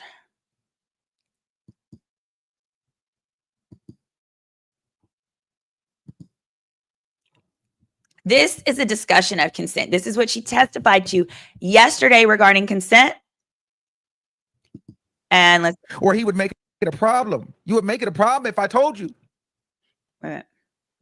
This is where it got interesting stuff, because you've done so much weird, crazy, outlandish stuff. And then sometimes energy with somebody, you can be depleted. So, and that's a lot of soul ties and a lot of soul connections. So that is a real thing, in my opinion. So I feel like, girl, you highlight that. You offer every day you're doing first of all, doing drugs like that, it's already draining. It is. It makes you get into the mood. But then once you're done, this you is hate talking yourself because you've consent. done Let's so much talk weird, consent. crazy, outlandish stuff. And then sometimes it's 4 or 5 in a day, and then the nigga leave.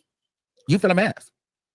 But anyway, so she was basically saying like, hey, the reason why I'm so traumatized is because I kept pushing through. She said there were times I wouldn't tell you I was tired or uncomfortable. Her to him. Or he would make it a problem. You would make it a problem if I told you. This is where it got interesting. She said, I know I was consenting. She says this to because him I was on video. But I did that for you, Puff. But I didn't want to do it. It's not underwear. He's wearing coochie cutters. They asked her, was that true that you were consenting? What does that mean, consenting?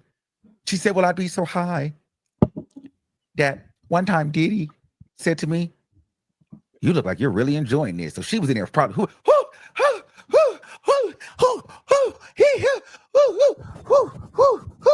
you know, she probably was in there doing the full kitty basing and everything. You know what I'm saying? She popped that pill and turned into a different hole. And so Diddy told her, wow, you look like you're loving it. And so in the video, she looks like she's having the time of her life. So this is why she said, I know I'm consenting because I'm on the video. But she's giving like, oh, but I didn't want it to be me. I really didn't want to do it. But everybody's that. But the whole thing is because you know the video coming into evidence in the prosecution, they didn't see the videos, right? So it's probably going to be one of those things where if the jury sees the video, they're going to be thinking, well, shit, me. This don't look like no hoe that didn't want to do it. She looked like she started it and finished that mother to the ground.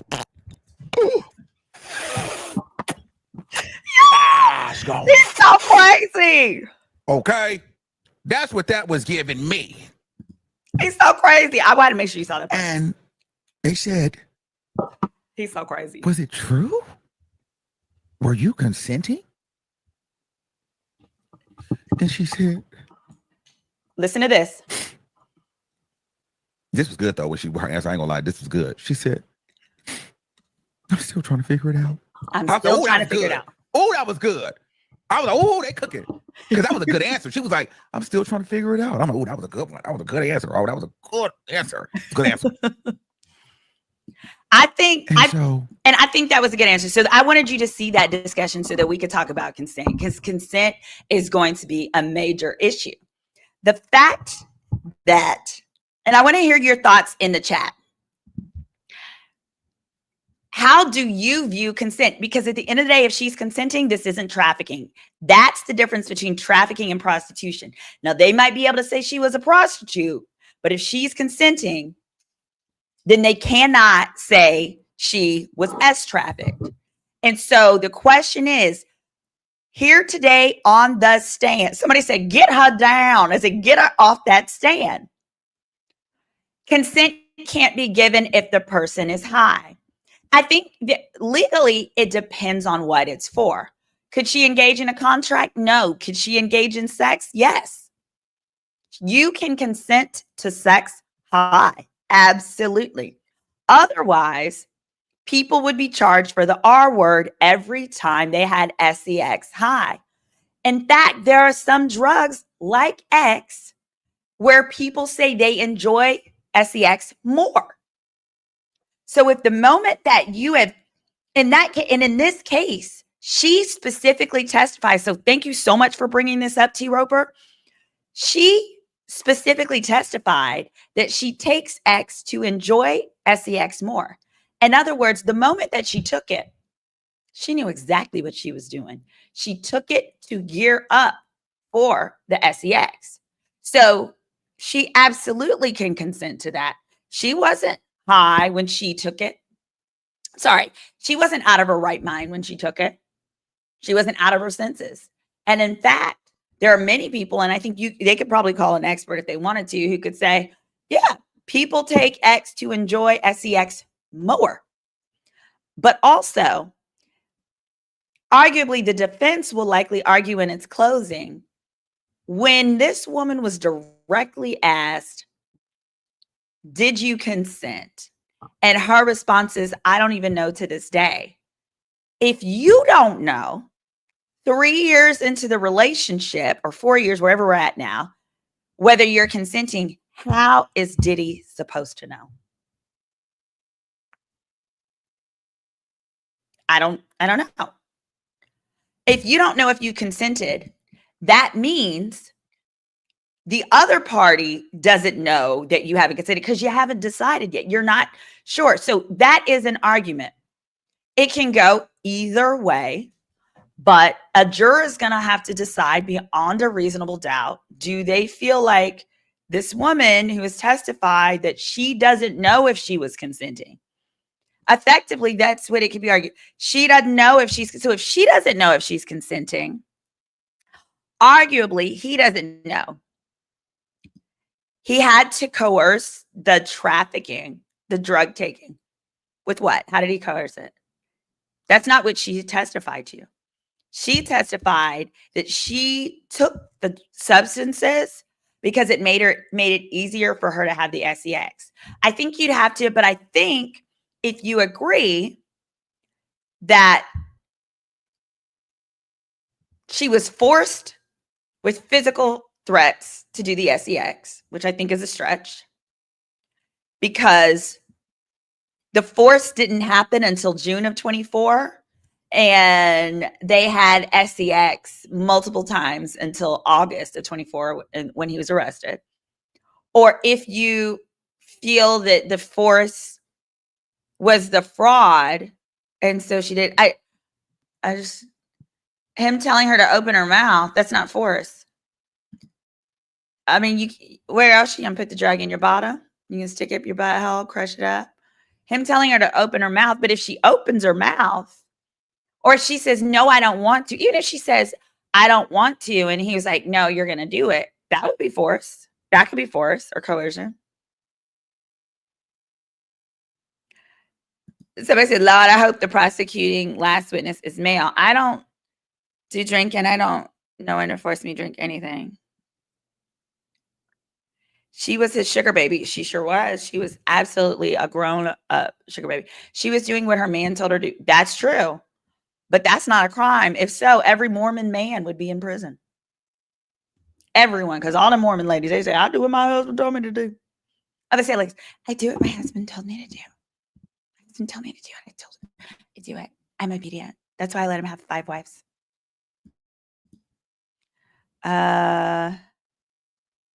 But also I think, yeah, I've always said there's an argument if they're both intoxicated on drugs, then he can't consent either, arguably. I don't know. All right, let's check out some more updated tweets.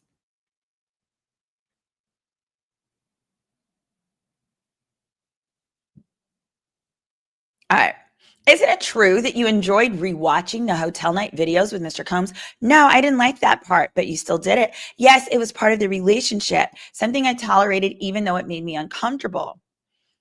Garagos tells the judge that she may pause cross at 3 today to give the jurors a break. We'll pick up back again. All right, let me hurry this up.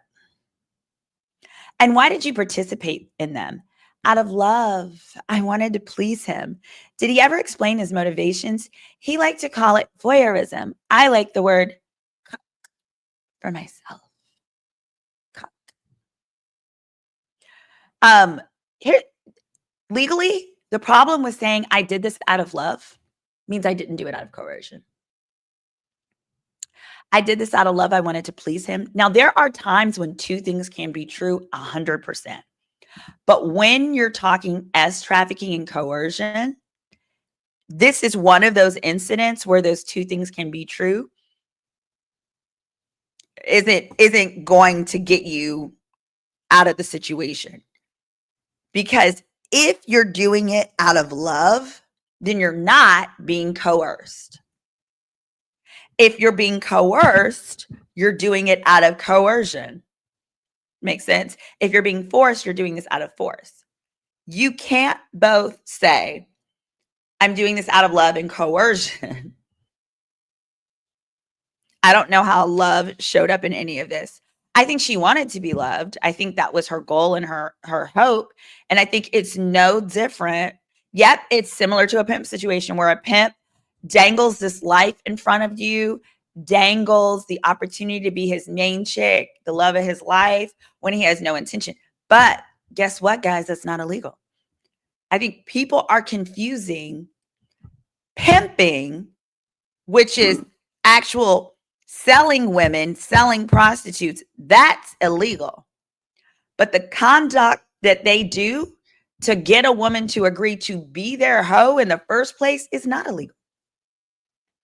Does that make sense? Because so many people keep using the analogy in the chat. So that's why I want to make sure I'm addressing it. They use the analogy of, oh, this is like what pimps do. You're right. 100%. But all that love talk, because you know who else does that? Womanizers, gigolos. They do all that selling. What is it? Reese Satisa, when she told her story, that guy was telling her everything she wanted to hear, this, that, and the third. But none of, to get her to be intimate with him, to marry him, all of that. And it was fraud, but it wasn't S trafficking. There you go. Oh, this is definitely pimping. Yeah. Oh, it's pimping without selling. Pimping without selling. Very interesting. All right, let's keep going. I also thought that maybe. Oh! Jane calls him gay, y'all. Jane calls him gay. I'm gonna put this big on the screen, y'all. Jane calls him gay. Woo! Jane calls Diddy. I'm gonna write this down. What is the timestamp? I don't know what it is. I'm gonna say gay, gay, gay, gay, gay. I have to say that. So when I started search for this in the transcript, it'd come up real easy. Gay, gay, gay, gay, gay. All right, clip that. All right, Jane says, hold on. I'm gonna give you the context, y'all. Check this out. It's your legal bestie. Hit that subscribe. Garagos said, and why did you participate? She says, out of love. I wanted to please him. Did Mr. Combe ever explain his motivations? Well, he liked to call it voyeurism. I like the word cuck for myself. I also think there may have been some bi curiosity involved. Cucks can be curious, but too afraid to act on it. Woo! Woo! We've all been wondering in the chat. So she is saying that she thinks her partner was bi. She trying to piss him off now. He about to cut that allowance. When she step out that Jerry box, she step out that stand. Girl, you better be folding clothes at Abercrombie and Fitch, girl. You better put your pussy on live. You better sell some. You have to sell some more stuff on the OnlyFans. He is about to cut off your allowance. You talking about something that man is bisexual. Bisexual. A lot of people have been said that. Oh, okay. But what I want you to peep This is how a $3 million a month legal team lawyer responds. Jane says, oh, I also thought there may have been some bi curiosity involved. Cucks can be curious, but too afraid to act on it. Did he ever stop a hotel night because you wanted to? Yes, there were a few times we ended it early, and when I spoke up and said I wanted to stop. In other words, she said, we are changing the subject, bitch. We're not talking about that. This man paid me $1 million a month. You think I'm about to sit up here and let you call him a homosexual? A homosexual? No, you're not. Gay. That man said he's not gay. He likes control. He likes control. And he likes being able to tell you when to get it, how to do it. It isn't coercion. No, I don't think it's coercion. Then isn't it coercion? Fefe, what are you, which thing are you referring to, Fefe? Or you're saying then isn't that coercion? I'm not sure which one you need. Yeah, oh, he's pissed. I'm gonna have to, when I go down, I'm about to run down the courthouse. We're gonna get a little more updated. I gotta run down there because I need to know the tea. How did he respond? How did he look at the gay stuff? Gay. We're gonna clip this. I'm gonna clip this and make a separate clip. The gay stuff. All right. So that's $1 million legal team. She said, girl, we're not even gonna get into this. Next, did he ever stop a hotel night because you wanted to? Yes, there were a few times. And if you weren't comfortable with one of the men, he dismissed them, right? Rarely. Only after I had already tried to interact with them actually for some time. But he was responsive when you were uncomfortable. No, not really. I had to go through the motions first before he considered letting them go. Let's talk about the 2 times you said that you cried after a hotel night. Remember that? Yes, it was early in the relationship. I cried because Sean was about to leave right after the hotel night. And when you asked him to stay with you, he changed his plans. He stayed to comfort me. The second time, you were in the shower together. Yes. Somewhere in the middle of our relationship, I started crying in the shower after another hotel night. And Mr. Combs was high on X at the time, right? He said he told me, you gonna ruin my high. And he said, he was too high to see me cry. Let's go back to your early testimony about the hotel nights. You call them freak-offs? Yes. You described these nights as being driven by Mr. Combs, right? That's right. But there were moments that weren't there when you had some say in how things played out. Well, there are a few times I voiced what I wanted or I didn't want. Was it entirely without your input? No, not always. I mean, sometimes I was able to speak up, though it didn't always change the outcome. Let's go over the messages between you and KK. These were sent around the time he allegedly asked you to bring substances to Miami, right? All right, this is the discussion of the substance stuff. No, he never messed with the men. Someone's asking. He never, ever messed with the men. That's why they're calling it swingers lifestyles and stuff like that. And they're saying he might not be gay. He just might be into watching live porn. Totally get it. Somebody said this belongs on Oprah, not the feds. No, you don't have to be a member to gift me anything. If you're watching from YouTube, where you go to make a comment in the chat, there's like a $sign. If you click that, give me a little coin. All right. Gary goes testified. You testified earlier. You communicated with KK during which she told you it was fine to bring substances and even instructed you how to put them in your checked luggage. Yes. But the messages read here today, they don't mention her saying anything like that, do they? Well, no, they don't. But we spoke on the phone and she said it verbally. When Miss KK traveled with Mr. Combs, do you know if she flew on his private jet? I assume that she did, yes, but I can't say for sure. Would you describe your relationship with her as close? No, not at all. We weren't close. She didn't like me. And how did that affect your relationship with Mr. Combs? It made things hard. She was always with him. I believe she had strong opinions about me, and those opinions influenced how Sean treated me. And then the judge just called for a lunch break. Wow. Woo, woo, woo. S trafficking. Do you guys realize Allie Carter reappeared yesterday? She was not asked to testify. She mentioned a willingness if she addresses the missing kids. Should the FBI subpoena her? No. Too confusing at this point. None of that was in the indictment. It's not an indictment. Then even if it's proven up, he can't be charged for it. We don't need any more confusion. I think they need to streamline and include, oh Lord, and include only facts that are going to prove up what's in the indictment at this time. What time am I going to court? I'm about to leave momentarily. Dollar make him holler. Did he want to be a woman and take big? Oh my God. KK is an employee and KK is not taking the stand. KK was subpoenaed and they have decided on the prosecution side they don't want to call her, which means they don't believe that her testimony will help their side. Now, whether she will be called on the defense side, I don't know. It's doubtful if that she'll be called if there's a concern that she's not going to testify helpfully, but she actually might support the defense side if her thought is, listen, Diddy is going to get off. He's going to give me a job. I'm going to be able to get back on the grace. Then there we go. But you guys have really enjoyed this. I'm about to wrap it on up. Hit that subscribe button, y'all. We need to wait. Let's see where we're at. The goal is 65,000, and I don't think we're there yet. 65,000 subscribers. No, we need 300 more subscribers. 200 actually. I'm almost at 64. Yeah. I'm so bad with numbers. Okay, I need 300 more subscribers. Please hit that subscribe button, please.